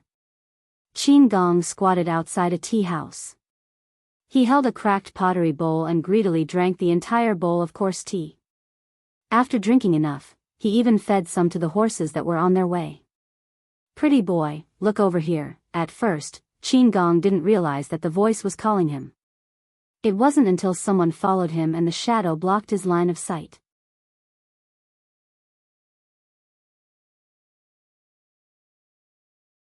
Chapter 1107. "What did you call me for, young lady?" Qin Gong asked in the elegant language of the 5 kingdoms. The young lady in front of him was a delicate and pretty village girl. Although her appearance was not outstanding, she had the unique vitality of her age, and her cheeks were healthy. She wore a pink robe with a short-sleeved blouse over her head and a long skirt with embroidery. The fabric of her clothes was not exquisite, but the colors were bright, which made people's eyes light up. Just from her clothes, it could be seen that the young lady's family was wealthy and had a good quality of life. Now that the world was in chaos, many families only had one set of clothes to go out in, not to mention dressing so respectfully. The delicate and pretty village girl smiled. "Young man, do you have a marriage partner?" Qin Gong's face stiffened, and his cheeks flushed as he answered dryly. "My late father has already arranged a marriage for me." When the village girl heard this, her face darkened, and she walked away resentfully. A farmer drinking tea in a tea stall slapped his thigh and laughed. "That's the prettiest girl in our village." "Young man, you're not that lucky." Qin Gong's face turned red from the teasing. Who knew what the situation in Wanzhou was like? Qin Gong was asked about his marriage by all kinds of girls and women, and all of them wanted to marry him. At first, Qin Gong was embarrassed and answered honestly that he was not married. Later, he learned his lesson and said that his late father had arranged a marriage for him. When the village girl asked him if he had a marriage partner, Qin Gong guessed what would happen next. With his sharp eyes, he noticed that the village girl had returned to the crowd and was laughing and pointing at him with her friends. He was suddenly embarrassed. "It really doesn't look like chaotic times," Qin Gong muttered. The clothes of the people on the street were bright, and even if they were patched, they were still clean. The adults looked healthy, and the children playing by the side of the road were fair and cute. It was a scene of prosperity and peace. For a moment, he felt that time and space were in disorder. But he did not forget his mission. He originally wanted to go straight to Zhangzhou, but halfway there, he found out that Jiang Pengji had already returned from Zhangzhou to the prefecture of Shangyang, Wanzhou. Leading the old horse, Qin Gong touched his money pouch that only had a few copper coins left and sighed helplessly. He had brought quite a lot of silver with him when he set out. Logically speaking, it should be enough to cover his expenses. However, when he saw the miserable and helpless people along the way, out of pity, he had to buy more food for them. Although it did not delay the journey, it was very costly. Now he was so poor that he only had a few copper coins left. After entering the city, the noisy streets and pedestrians made him look pitiful. Qin Gong smelled the aroma of food in the air. He swallowed his saliva and led the skinny horse onto the special path. The territory under Jiang Pengji's rule had special rules. Pedestrians, horses, and carriages had to take different roads. There were even special bailiffs to manage them. After entering the city, no one is allowed to gallop on a horse unless there are special circumstances. Qin Gong naturally wouldn't deliberately cause trouble in someone else's territory. Using his remaining copper coins, he bought some hay to feed the horses, 2 large cakes and a bowl of coarse tea. As he ate, he strained his ears to eavesdrop on the conversation of the customers. Qin Gong was listening attentively when a young man in wooden clogs came running in from outside. The young man had dark skin and plain facial features. His face was flushed from running. He shouted excitedly at the customers in the tea house. "Saigo is going to be flogged again." The lady boss of the tea house hit the back of his head in annoyance and scolded, "You little bastard, you don't learn good things all day. What are you watching for?" The young man stomped his feet. "Mother, can't I just watch the fun?" The lady boss wanted to scold him again, but one of the customers gave the young man a copper coin. "Tell me, what's the news today?" The tea house was a place where news circulated and gossip flew everywhere. The young man was the lady boss's son. He had a mischievous temper, but he had an excellent memory. He could always tell the customers all kinds of news he had heard. Many customers liked to come here to drink tea and listen to gossip. Qin Gong was also attracted by the young man's lively words and listened attentively. "Everyone, do you know about the nursery hall?" The young man kept them guessing. The customers jeered, "In the whole of Wanzhou, who doesn't know about the nursery hall? If you keep us guessing, I won't pay for the tea. Jiang Pengji set up the nursery hall as soon as she entered Xianyang district to take in orphans who lost their parents during the war. After that, the nursery hall became a shelter for many irresponsible parents who abandoned their children. To be precise, it was a shelter for abandoned girls. If they were war orphans, it was relatively easy to enter the nursery hall. If the parents abandoned and sold baby girls, they had to sign a strict contract. Now that 4 or 5 years had passed, the youngest of that batch of children was enlightened, and the older ones could work and support their families. The young man said, someone went to the nursery hall to steal a child. As soon as he finished speaking, many customers spat out their tea. Went to the nursery hall to steal a child? Provoke the king of hell? Which blind bastard did that? The customers discussed animatedly. The young man sat in the middle of the tea house and whetted everyone's appetite like a storyteller. You don't know, right? The child who was stolen is a girl from class A and D of the nursery hall. Guess who stole the child? The young man laughed. It's actually this girl's biological parents. Today, they were also the ones who were pushed to the table and spanked. 50 strokes each. The young man gestured with 5 fingers, gloating over the misfortune of others. The customers who didn't know asked, isn't it normal for biological parents to steal a child? Why do they have to punish them 50 strokes each? Qin Gong, who was outside, also had this doubt. You don't know. The children who entered the nursery hall are either orphans of martyrs, orphans whose parents died and relatives refused to take them in, or baby girls who were abandoned by their parents and elders. Another customer who lived in Xianyang district cupped his hands and bowed in the direction of the state government. He then said, the former is easy. If it's the latter, the elders have to sign a contract to sever ties. Once the contract is signed, the children's elders and relatives can't get close to the child. Not to mention stealing the child, even if they see the child in private, they will be punished with 10 strokes.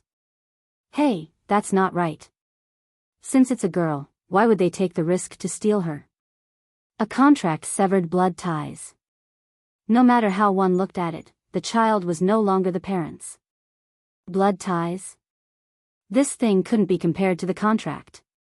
The young man said, you don't know, I have a childhood friend in the Golden Scale Academy. The governor is preparing to expand the Golden Scale Academy. As for the source of students, he chose a portion from the nursery hall. That girl is from class A and D, so entering the Golden Scale Academy is a sure thing. I don't know where the parents heard the news, but they came over eagerly.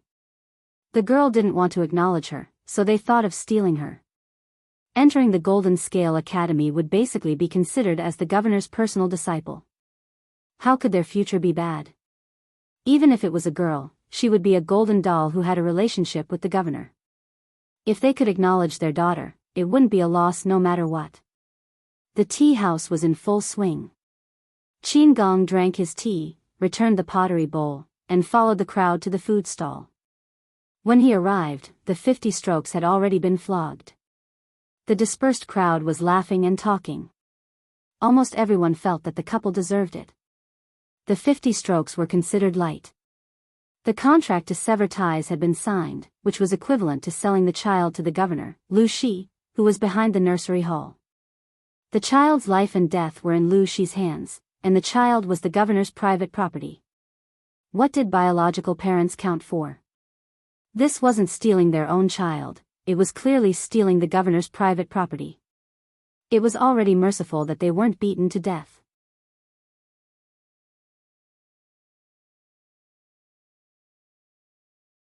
Chapter 1108. As the crowd dispersed, Qin Gong glanced at the couple who had been beaten to the point of being bloody. With his excellent eyesight, he could tell that the couple was badly beaten, but their bones were not injured. Only their skin and flesh were bruised. It was painful, but it was not fatal. If 50 strokes of the board were to fall on a person's body, not to mention an ordinary couple, even a martial artist would lose his life. As he was thinking, Qin Gong felt someone tugging at his sleeve. He saw a 7 or 8-year-old girl standing beside him. Her hair was tied into a bun, her chubby cheeks were pink, and her eyes were clear like flawless jewels. The girl wore a blue and white scholarly robe, and an exquisite token hung on her waist. She did not look like she was raised by an ordinary family. "Why are you pulling me?" Could it be that this 7 or 8-year-old girl wanted to marry him?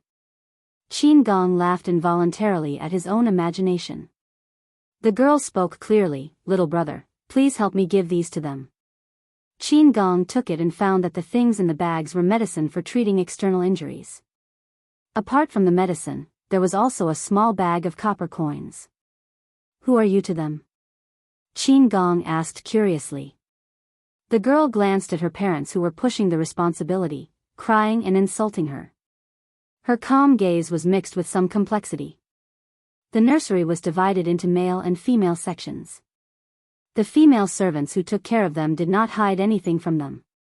Many girls knew from the moment they could remember that they were abandoned by their parents. They did not have parents, but they had brothers and sisters in the nursery and the governor who protected them. Unrelated people. Qin Gong was surprised, vaguely guessing the girl's identity. He was about to sigh at the girl's filial piety when she said, "If you die here, it will inevitably damage the governor's reputation. In other words, if you die, you should at least die far away." Qin Gong, children these days were all smart. Qin Gong played the good guy for once. He threw the medicine and the bag of coins to the couple. "You're the child from the nursery." Qin Gong returned to find the girl still in the same place. The girl nodded, then shook her head. She pointed at the token hanging on her waist and proudly puffed out her flat chest. "I'm a student of the Golden Scale Academy now." The nursery imitated the Golden Scale Academy in setting up 2 sections for males and females. Apart from studying, males and females were separated for other activities. The girl was a Class D student, and her grades were second only to Class A. This time, the Golden Scale Academy expanded its enrollment, and there were a total of 300 more places. The infant nurturing hall was fortunate enough to occupy 50 places, and the little girl relied on her own abilities to take one of the places. That day, she packed her things and moved to the Golden Scale Academy. Halfway through her journey, her things were stolen by this pair of parents. She was almost scared to death. After calming down, she dealt with the parents while trying to find a good opportunity to escape. It was this experience that completely cut off her desire for the word parent. What did they mean when they said that if she was filial to them and helped her younger brother and older brother, they would find a good marriage for her in the future? What did he mean by saying that they were the ones who treated her the best in the world, yet he was secretly slandering the prefecture overseer? If he really treated her well, would he have sold her to the nursery? After the girl learned to read, she looked at the record of her parents selling her to the nursery. The record described in detail the process of her parents selling her to the nursery, including her words and actions, expressions, and the reason for selling her. Did they really think she was illiterate and didn't know anything? Judging from your accent, you don't seem to be a local of Xiangyang district. But you speak elegant words so well, you shouldn't be an ordinary person, right? Elegant words were official language. Many people spoke official language with a local accent. Unless they had studied it seriously and systematically, it would be difficult to speak so accurately. Qin Gong was secretly surprised. The little girl in front of him was actually testing him. Sure enough, she had become a spirit. "I'm from a foreign place. I'm here to look for someone," Qin Gong said. "I'm looking for the registrar of Wanzhou, Su Ku." Except for Su Ku, the chief butler, who was a fixed NPC, the others were free to do whatever they wanted. They were often dragged by Jiang Pengji to battle everywhere. If Qin Gong wanted to see Jiang Pengji, he had to find someone who could speak to her. It was not easy to find others, and Qin Gong was not sure if they were in Wanzhou, so he could only find Su Ku. The girl was shocked. "Are you a relative of Registrar Su?" Qin Gong shook his head. He said, "No, I was entrusted by someone to bring a letter to Registrar Su." Although Qin Gong was only 18 years old, he had a lot of foresight. He did not directly state his purpose. Instead, he said that he was here to deliver a letter to Su Ku. The girl said, "Look at you. I'm afraid you won't be able to see Registrar Su." How could an ordinary person meet a registrar of a province? Qin Gong laughed bitterly. He said, "I was planning to try my luck. Maybe the gatekeeper would be willing to help me deliver a message." Of course, the possibility of being kicked out was higher. Qin Gong had no proper documents on him other than the secret letter. He could not prove his identity. The girl thought for a while. She said, "Is the letter urgent?" Qin Gong said, "It's very urgent. I know a way." "Maybe it'll be faster," the girl said. "But if you lie, you'll lose your life." The girl was now a new student at the Golden Scale Academy. She could pass a message to Feng Yi, who was a senior. Feng Yi was the son of Feng Biche. Although he was the son of an official, he was gentle and well-mannered. If what Qin Gong said was true, Feng Yi should be willing to help. Qin Gong said without changing his expression, "Of course it's true." The girl was lucky. When she arrived, Feng Yi had just finished school. "Why are you looking for me?" The girl explained the purpose of her visit. Feng Yi frowned slightly and asked about Qin Gong's behavior and appearance in detail. "I'm afraid you've been deceived. Registrar Su's family has been in Wanzhou for many years. How could there be a letter from outside?" The girl's face paled when she heard this. "But I'd like to meet this person. You've just entered the Golden Scale Academy. If there's anything you don't understand, feel free to ask me." Feng Yi got up and called for her attendant. Ever since the incident of the girl being stolen, the Golden Scale Academy and the nursery had increased their security. As the son of an official, Feng Yi's security had also increased by several levels. She was not allowed to travel alone, and she was not allowed to meet strangers alone. She had to bring 1 or 2 guards with her. Qin Gong waited at the agreed place. After a long time, he did not see the girl. Instead, he saw a handsome young man dressed in blue and white clothes. It wasn't quite accurate to call him a young man. He was between a boy and a teenager. He looked frail, had elegant features, and had an excellent temperament. As soon as he saw Feng Yi's attire, Qin Gong knew that the blue and white school uniform was the standard appearance of a student of the Golden Scale Academy. "What's your purpose in coming to Wanzhou? If you can't give me a reason, I'm afraid I'll have to ask you to go to prison." Feng Yi sat down and looked straight at Qin Gong. "Don't you know that there's no one in Registrar Su's hometown? It's even more impossible for there to be any letter from home," Qin Gong asked. "And who are you?" "Feng Zhen is my father." Qin Gong's expression froze. He seemed to be doubting Feng Yi's identity. "I want to meet Registrar Su." As soon as she finished speaking, Feng Yi's gaze became a bit more fierce. Still not willing to tell the truth? Qin Gong grinned inwardly. Oh my, could it be that this teenager in front of him had also become a demon?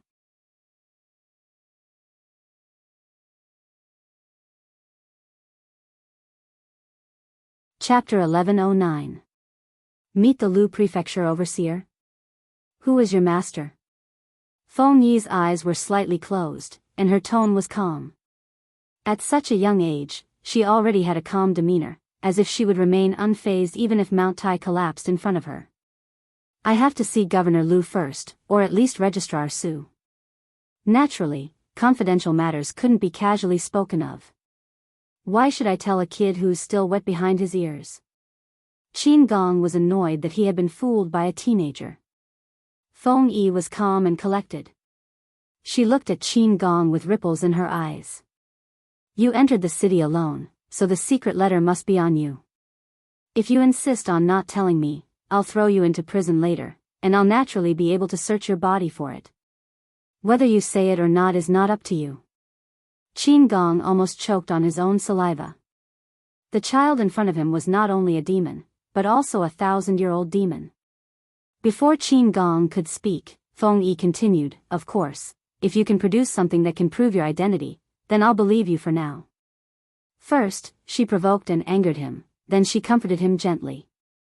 Feng Yi was especially good at using this method of giving a sweet date after a slap. He was not purposely making things difficult for Qin Gong. It was just that Qin Gong was acting suspiciously and his intentions were unclear. If he didn't ask clearly and Feng Yi recklessly introduced him to Su Ku and the others, what if something happened? If what Qin Gong said was true, why did he have to stammer on such a question? Logically or emotionally, Feng Yi had to understand the situation before making the next judgment. Qin Gong replied, I don't have anything on me that can prove my identity. He was afraid that he would fall into the enemy's hands and expose his identity, so other than the secret letter from Su Fei, he did not bring anything else. As soon as Qin Gong finished speaking, he saw Feng Yi staring at him with a faint smile. I won't say anything about this, I won't say anything about that. You say you're not a suspect, but ask yourself, do you believe it? Qin Gong's face turned red and he gritted his teeth. At this time, Feng Yi stood up from her seat and made to leave. Wait, you can't go. Feng Yi turned her head and said, I won't search your secret letters. Qin Gong, I'll tell Registrar Su about your matter. Just stay in prison and wait for news. Qin Gong, he felt that he could still save them. Why was this brat in front of him so hard to deal with? How hard was it to help him bring a message? Moreover, if Feng Yi didn't bring Su Ku a message, would he have to stay in prison forever? What if we delay the Lord's important matters? Before Qin Gong could say anything, Feng Yi seemed to have seen through his doubts. I'll tell Registrar Su about this. If you really are a messenger from one of the feudal vassals, wouldn't I be held responsible for not delivering the message? Qin Gong's face turned red. Then I'll wait for your news in prison. Feng Yi smiled and nodded. Okay. Qin Gong obediently went to the cell and squatted there. Separated by the bars, he anxiously watched Feng Yi leave. Feng Yi left the prison and saw a familiar figure squatting not far away. She was shaking her head and muttering something. Listening carefully, it turned out to be the lesson that the teacher was teaching today. He laughed involuntarily and called out from afar. Changsheng, are you playing truant again? The girl in the Golden Scale Academy's female uniform heard the noise and suddenly turned her head. She ran in front of Feng Yi with small steps. I heard that you're in prison, so I came to take you out. If Uncle Feng knows that you've committed a crime and are in prison, he won't let you off easily. I'm obviously here to save the day, but you say that I'm playing truant. Changsheng added, I've asked for leave from the teacher. Feng Yi's curled lips froze for a moment. She grumpily produced a stir-fried chestnut. Do you know what false rumors mean? I only sent someone to prison. How did it become me being locked up in prison? Changsheng muttered. What did that person do wrong? A person who was personally sent to prison by Feng Yi was definitely not an ordinary person. Feng Yi briefly explained. Changsheng tilted her head and thought for a while. She blinked in confusion. Is this person's brain made of elm? You have to inform Registrar Su, but he doesn't have to stay in prison. He can stay outside and wait for news. Feng Yi could not help but laugh. His brain is indeed a bit elm, but it's also cute. From his appearance and words, I can tell that he's a martial artist. There's a faint bloody aura around him. I've only seen this kind of temperament on a few military uncles. People like that are always hot-tempered and easily angered. But facing my coaxing, not only did he not get angry, but he also obediently fell into my trap. He's unexpectedly likable. Changsheng uttered a disdainful eh. Young brother Feng likes to bully people more and more. He even bullies honest people. Bullying was fine, but he even coaxed people to go to prison. How much hatred was there? I've never bullied you. Feng Yi pinched Changsheng's nose. I can't even wait to coax you. It was fine for others to criticize others, but if they criticized the person in front of her, golden beans would fall. Feng Yi went to find Su Ku and sent Changsheng back to the mansion. Go back and do your homework. When I come back, I'll check. If you're wrong, you'll be punished to do the martial arts squat and copy the wrong words. Changsheng pouted and muttered, this is what you said when you said you've never bullied me, it was obvious that she was the one who was bullied the most. He was stricter in her studies than her father. If she didn't do well, she would be punished to do martial arts squats and practice writing. When Su Ke heard that Feng Yi had something to see him about, he found it funny. I don't know what it is. Let him in. Registrar Su, I found a person with strange movements today. He claimed to be a messenger sent by another feudal lord.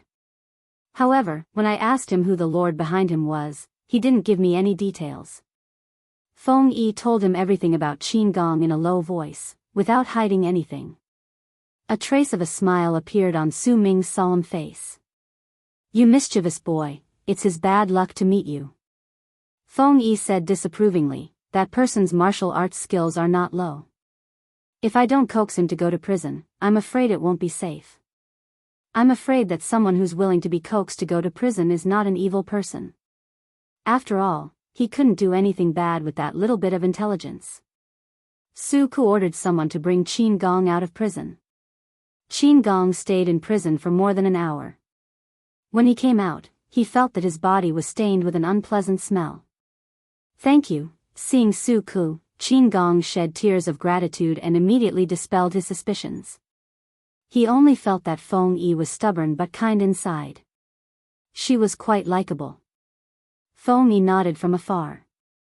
The conversation that followed was confidential. It was not suitable for him to listen in.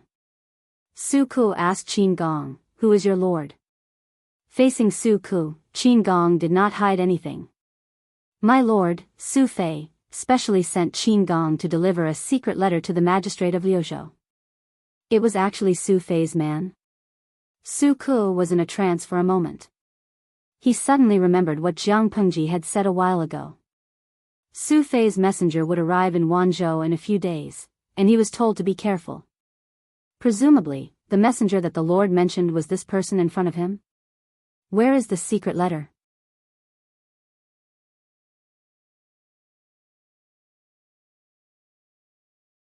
Chapter 11:10. Qin Gong was a stubborn man. Su Fei instructed him to hand it over to Jiang Pengji personally, so he refused to hand it over to anyone else. Su Ke looked at Qin Gong with a smile. He vaguely understood why Feng Yi was teasing Qin Gong. The people under the Lord's tent, from the civil officials to the military generals, were basically white and black. Now that there was someone who was the purest and most pure, wasn't that something new? In that case, Ke will write a letter to inform the Lord of this matter. Qin Gong shook his head and declined. This matter is of utmost importance and cannot be delayed. Registrar Su, why don't you arrange some people so that I can personally deliver the letter? With that, Qin Gong's eyes revealed a pleading look. It would be a waste of time for Su Ke to write to Jiang Pengji. Qin Gong recalled the smell of blood that day and the white cloth wrapped around Su Fei's hand. He vaguely guessed that the secret letter in his bosom was most likely a letter written in blood. If it wasn't an important matter, who would mutilate themselves and bleed to write a letter of blood? Su Ke thought about it and agreed to Qin Gong's suggestion. If that's the case, I'll send someone to escort the messenger. Qin Gong was flattered that Su Ke was so easy to talk to. He thought that he would be rejected by Su Ke before he could see Jiang Pengji. He said gratefully, "Thank you, Registrar Su." As an omnipotent butler, Su Ke was naturally capable. In the time it took Qin Gong to drink half a pot of tea, he had already prepared everything. Attendants, horses, carriages, food, and even a set of formal attire for meeting Jiang Pengji had been prepared. Qin Gong expressed his gratitude again, but he did not notice that Su Ke was looking at him with pity and sympathy. What a pity, he's an abandoned pawn. Su Ke looked in the direction where the carriages had left and let out a sigh that was carried away by the wind. Abandoned? How did that person become an abandoned pawn? Feng Yi was waiting outside when he heard that Qin Gong had left. He went out to take a look and happened to hear Su Ke sigh. Su Ke came back to his senses and looked down to meet Feng Yi's puzzled gaze. If there were no accidents, Feng Yi would basically be the next generation's leader and the future young master's most reliable right-hand man. No matter if it was Su Ke or the others, they all had high hopes for Feng Yi and often gave her guidance. I heard that Su Fei is in dire straits recently. The generals under his command have been killed one after another, and his territories have been lost one after another. Now he is imprisoned, and his fate is about to run out. Although Qin Gong was young, he already had the demeanor of a general. What was more commendable was that he was loyal to Su Fei. Although I haven't seen the surface of such a character, I've seen a bit of it. Su Ke chuckled and carefully guided Feng Yi. Tell me, is it more important to deliver the letter or your own life? Dispatching a general as a messenger and neglecting his own guards, what is Su Fei planning? There was no need for a general to personally deliver a letter. After Feng Yi heard this, it was as if she was suddenly enlightened. A look of realization appeared on her sickly face. Registrar Su, you mean to say that Qin Gong isn't just an abandoned pawn, but a gift from Su Fei to the prefecture overseer? Su Ke sneered. Rather than a gift, it's more like a bargaining chip. Feng Yi's heart turned cold and she was momentarily speechless. Putting himself in her shoes, if he was used as a bargaining chip by the person he was loyal to and sent to the opponent's side, how disappointed would he be? Su Ke saw Feng Yi deep in thought and smiled. This is just a speculation. Only the Lord knows the truth. Feng Yi shook her head. What Registrar Su said makes sense. It's mostly true. Although Su Ke stayed in the rear all year round and hardly fought with the army, no one dared to look down on him because of this. Whether it was the small Xiangyang district in the past or the huge territory now, Su Ke could manage them in an orderly manner. Without him to stabilize the rear, Jiang Pengji couldn't have led the army to attack the northern borderline and Sangzhou. Wars were fought fiercely, but it was still peaceful under her rule, as if it was a prosperous and peaceful era. Take a chestnut, her father, who was such an unrestrained person, wouldn't take the initiative to provoke Su Ke. It was evident from this. Of course, Su Fei isn't a fool. He won't directly say that he's giving it to you. If he says that, Qin Gong won't truly pledge allegiance to the Lord. The Lord will also alienate Qin Gong. That won't be good. Su Ke smiled. There are still many ways to learn. Watch more, learn more, and think more. Feng Yi bowed and thanked him. Thank you, Uncle Su, for your guidance. Su Ke was speechless. You're so reserved and polite. You don't seem to be from Feng Zisher's family. You seem to be from Feng Huayu's family. Feng Yi smiled shyly. At that moment, she finally looked like someone of her age. In the orange afterglow, Feng Yi didn't go home. Instead, she went to Feng Jin's house to check on Changxing's homework. 1/3 of Changxing's enlightenment was taught by Feng Jin, 1/3 by the Golden Scale Academy, and the remaining 1/3 by Feng Yi. However, the person Changxing was most afraid of was Feng Yi. Feng Jin could act coquettishly, the headmaster of the academy could act cute, but Feng Yi could only do her best to accept her punishment. She nervously sat upright, her two plump hands clutching the fabric on her knees. Her round eyes stared at Feng Yi's eyes. If he raised his eyebrows, she would show a fearful expression. Her little heart was in her throat. Do you want to copy until the end of the year? After a while, Feng Yi put down the notebook. Changxing's little heart was in her throat. You have to copy all the circled wrong words. 1 word 100 times. Feng Yi added, copy with the martial arts squat. Changxing let out a howl. 18 wrong words in one essay. 1 word 100 times. She couldn't even eat dinner at the end of the month, let alone tonight's dinner. I'll copy with you. Is that okay? Feng Yi said, I'll copy as much as you copy. Changxing saw that there was no room for negotiation. She could only accept her punishment. Careless and overconfident are conceited.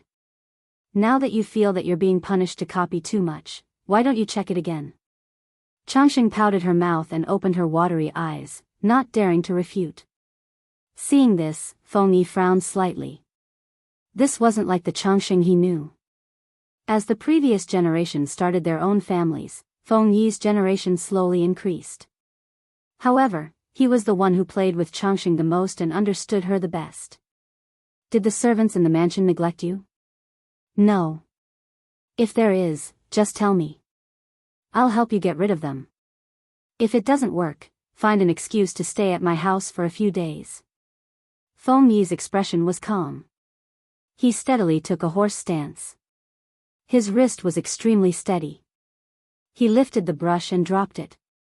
His handwriting was as clear as his own. It already had a certain natural charm. You're the elder sister now. You should show the bearing and skill of an elder sister. People change. You can't stay the same all the time. They won't continue to indulge you just because you're young, because your second brother is younger than you. Before Feng Jin was dragged to Cangzhou by Jianghu, Wei Jingxian successfully had a second child. After Cangzhou ended, the second child was born. Feng Jin and Wei Jingxian were not people who valued sons over daughters. However, their youngest son was young, so they had to spend more energy to take care of him. With Changxing's sensitive personality, it was impossible for her not to notice the difference. I didn't. Changxing pouted. She was just annoyed by the servants' private chatter. Since you didn't, then you should learn well. Out of the corner of his eye, Feng Yi saw that she had written another wrong word. His eyebrows twitched and he said seriously, Your father and mother are busy. The situation outside is not peaceful.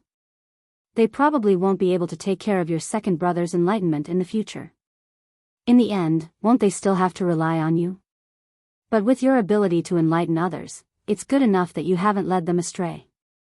Young brother Feng, then in the future, when you have a younger brother, you teach him well and raise him into a talent. Don't let father harm him. Changxing was speechless.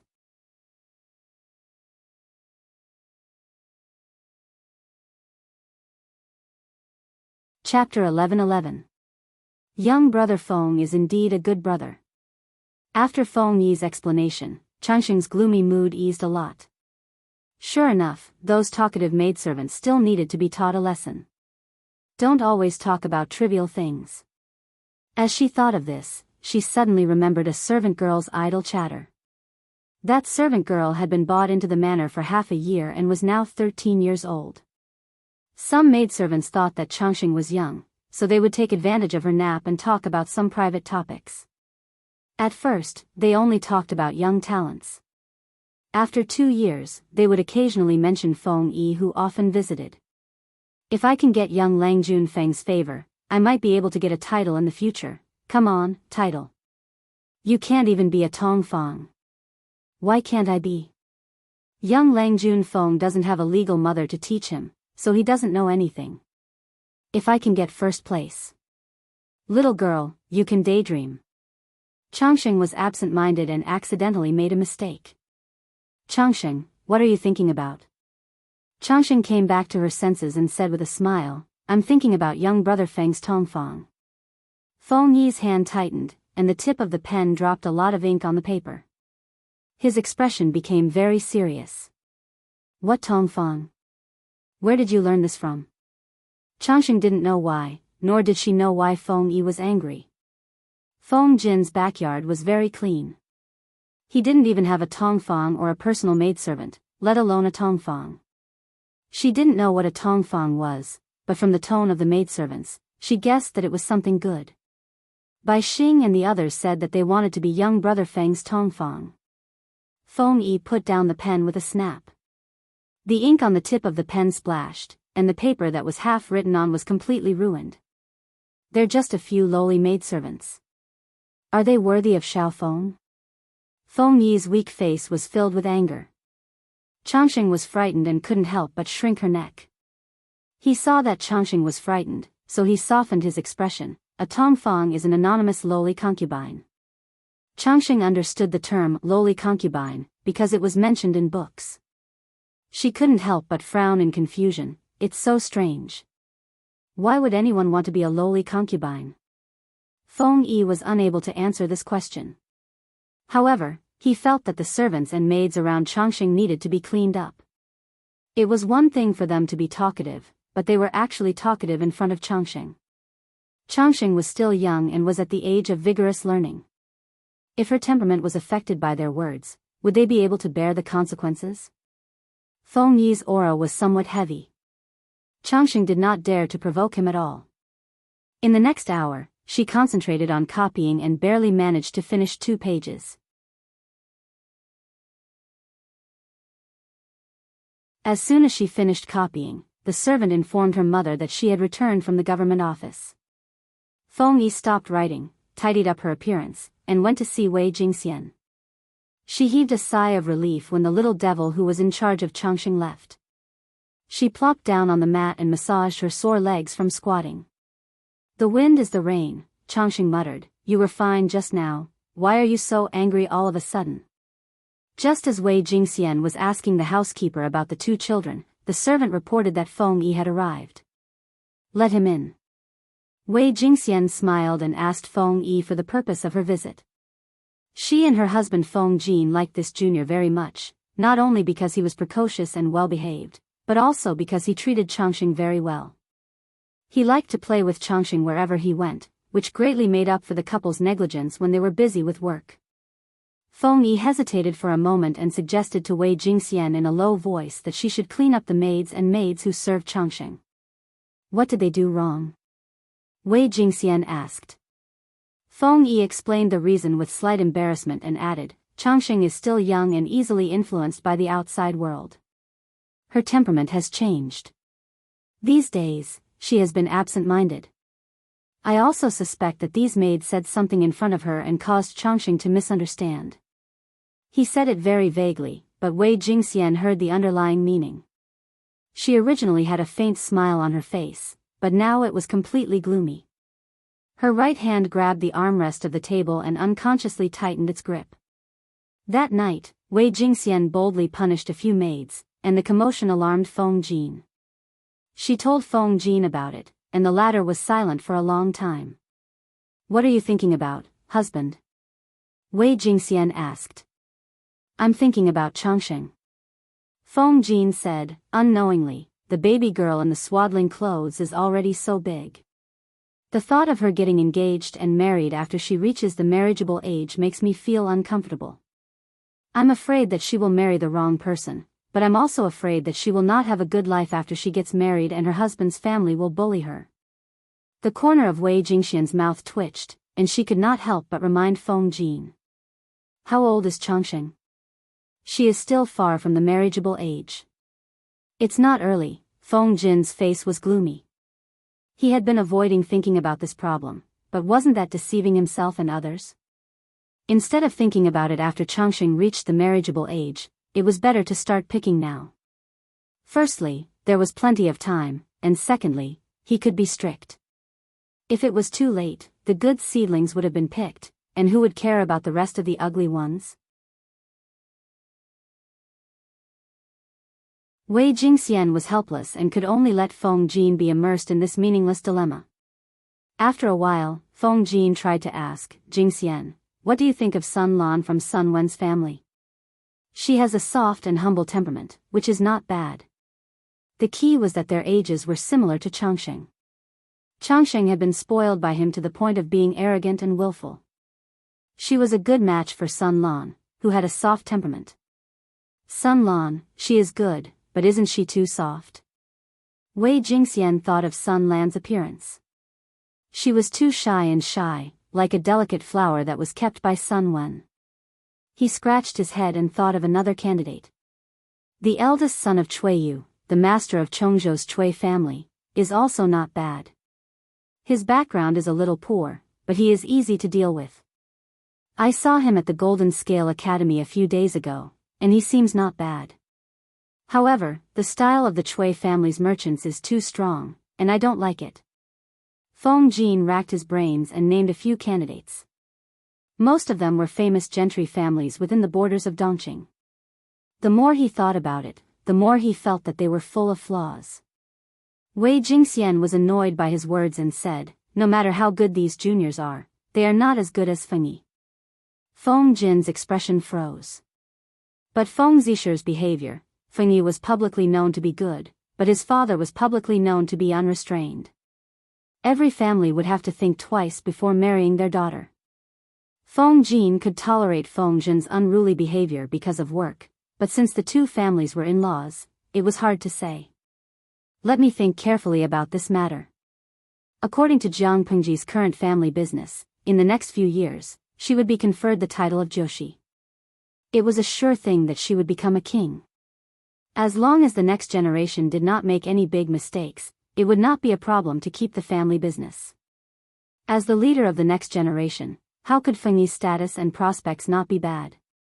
According to his analysis of the Lord's thoughts, the Lord was determined to eliminate the old gentry families and promote the commoners. In this way, the shortcomings of Feng Yi's background would not be considered as shortcomings. In addition to his indulgence and care for Changsheng, he seemed to be a good candidate for a husband. After thinking for a night and a daze, Feng Jin became more and more conflicted.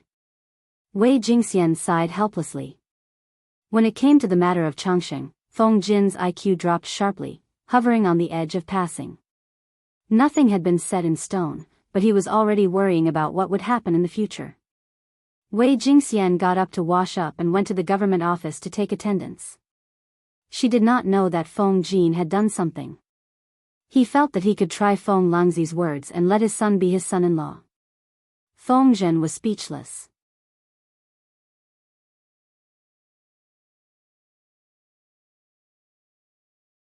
Chapter 11-12.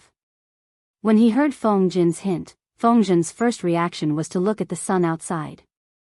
Did the sun rise from the west today? Feng Jin actually wanted to be in-laws with him?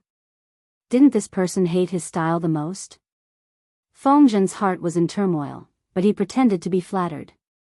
If Feng Jin hadn't mentioned it to him, he would have forgotten that Feng Yi was 11 this year and the marriage was only 2 years away. He was busy fighting a war and there were no women in charge in the manor. No one could help Feng Yi find a wife. Feng Jin's initiative was exactly what he wanted. Feng Zhen had no objections and even wanted to raise both his hands and feet in approval. Feng Jin was from the Feng family. Did he need to question the upbringing of the Feng family's women? He had seen Changsheng before. She was cute, lively, and well-mannered. He had wanted to steal her home and raise her as his daughter several times. No one knew a child better than a father. He knew that not every child could play well with Feng Yi, let alone raise her as a sister or daughter for a long time. Now that they had such a good relationship, they could treat each other respectfully when they grew up. It was better than a blind marriage. Feng Zhen's quick answer made Feng Jin hesitant. A gentleman's word could not be taken back. He couldn't take back what he had said. But he didn't say anything definite. He only said that the two families had a good relationship and the two children could play well. If they liked each other when they grew up, it would be good for the two families to be in-laws. Of course, if the children were not suitable when they grew up, the two families would marry on their own. That day, Feng Zhen was all smiles, as if he had picked up a few hundred taels of gold. When he returned to the manor, he accidentally saw Wan Xiu in the courtyard with a maid cleaning the cotton. He felt even better. The beauty was pleasing to the eye. His good mood seemed to be magnified, multiplying exponentially. But Feng Zhen knew to avoid it. He glanced at her and then went to the main hall without disturbing her. When Feng Yi came back from school, Feng Zhen guided him in his homework and said happily, "Father found you a marriage today." Feng Yi stopped writing and looked at Feng Zhen expressionlessly. After a while, he asked, "Father drank again today?" "Just 2 glasses. Feng Zhen blurted it out. When he came back to his senses, he said with slight embarrassment, "Do you think I'm such an unreliable person? How could you be booked out just because of a few glasses of wine? You're already 11, it's not too early to talk about marriage. The marriage I've arranged for you today will definitely be the best. There are too few daughters of important officials under Master's banner who are of the right age." Frowning, Feng Yi thought for a moment and asked, "Is it Uncle Qiguan's Jinghui?" Considering her temperament, family background, and age, Qiguan ranks eldest daughter, Qiguan Jinghui, was the most suitable. So you like the Qiguan family? Feng Yi said mercilessly, Uncle Qiguan's family background isn't high, and our family can be considered to be in decline. In terms of family background, the difference isn't that great. In terms of age, Jinghui is only 4 years younger than me. In terms of temperament, only Uncle Qiguan could tolerate father's wanton and unrestrained behavior. He had taken a liking to our family. If there really was a candidate, the possibility of it being Jinghui was very high. Isn't it Jinghui? The Book of Rites says, those who are ignorant of etiquette will combine the good of 2 surnames to serve the ancestral temple and help the future generations. This was a very serious matter. Marriage also had to be considered in many aspects. Although Feng Yi was only 11 years old, he didn't just think about liking or hating someone. Feng Zhen was speechless at his son's words. It really isn't, then who is it? Feng Yi asked. The little tail that follows behind you all day, the baby of the Feng Jin family, Feng Zhen said. Feng Zhen said, Feng Jin and his wife are both beautiful. Changsheng, that lass, is also clever and cute. When she grows up, she will definitely be a beauty. She has a good relationship with you, after you get married. Do you have a token of exchange? Feng Yi asked. Not yet. Feng Yi continued with a cold expression, if that's the case, then it's just a verbal agreement. It may not be valid. Changsheng is indeed young, but you can't look down on her reputation because of this. As for the marriage, let's wait until it's confirmed before we talk about it. If we talk about it now, it'll damage my reputation. Feng Zhen, had he been taught a lesson by his own son? Feng Yi really didn't take this matter to heart. Changsheng was still young, but this group of unruly adults were so busy. He really didn't know what they were after. Unknowingly, Feng Jin and Feng Zhen felt like they had been shot in the knees. There were 2 sides to the conversation. Feng Zhen and his son argued with each other. On the other side, Qin Gong, a young military officer, was also nervous and uneasy. The weather was hot and the mountain roads were dry. In addition, there were several official roads that connected various places. It took him a short 3 days to reach the capital of Shangjing. After a round of reporting, he finally received an invitation from Jianghu to meet the rumored only female feudal lord, Lu Shi. Qin Gong didn't dare to raise his head to look directly at her. Instead, he respectfully took out the tube bag that Su Fei had handed to him. Wei Xi took the tube bag and passed it to Jianghu. She violently tore open the string and took out the 2 secret letters inside. The audience in the streaming room was so bored that they wanted to scratch lice. They never expected an unfamiliar young man to appear in the streaming room. Naturally, Qin Gong's appearance was excellent. Otherwise, he wouldn't have been proposed to by so many young ladies. Coincidentally, Qin Gong's appearance was that of a cheerful and energetic young man that many people liked. His first appearance stirred up 1,000 ripples. Fairy Queen's crimson, I'm crying out loud. Finally, there's a new guy. He looks so clean. Yu Wu, one's appearance comes from one's heart. His temperament is indeed clean, as if he saw a small sun. He's different from those black-bellied people. Shuang Xiang, little brother, are you married? Do you need a hostess? I can steal Li Zian's black card to support you. Geime, tisk, to the commenter above, I can sell everything I have to feed a handsome man, but don't steal my husband from me. Jiang Pengji was not in the mood to pay attention to those jokers.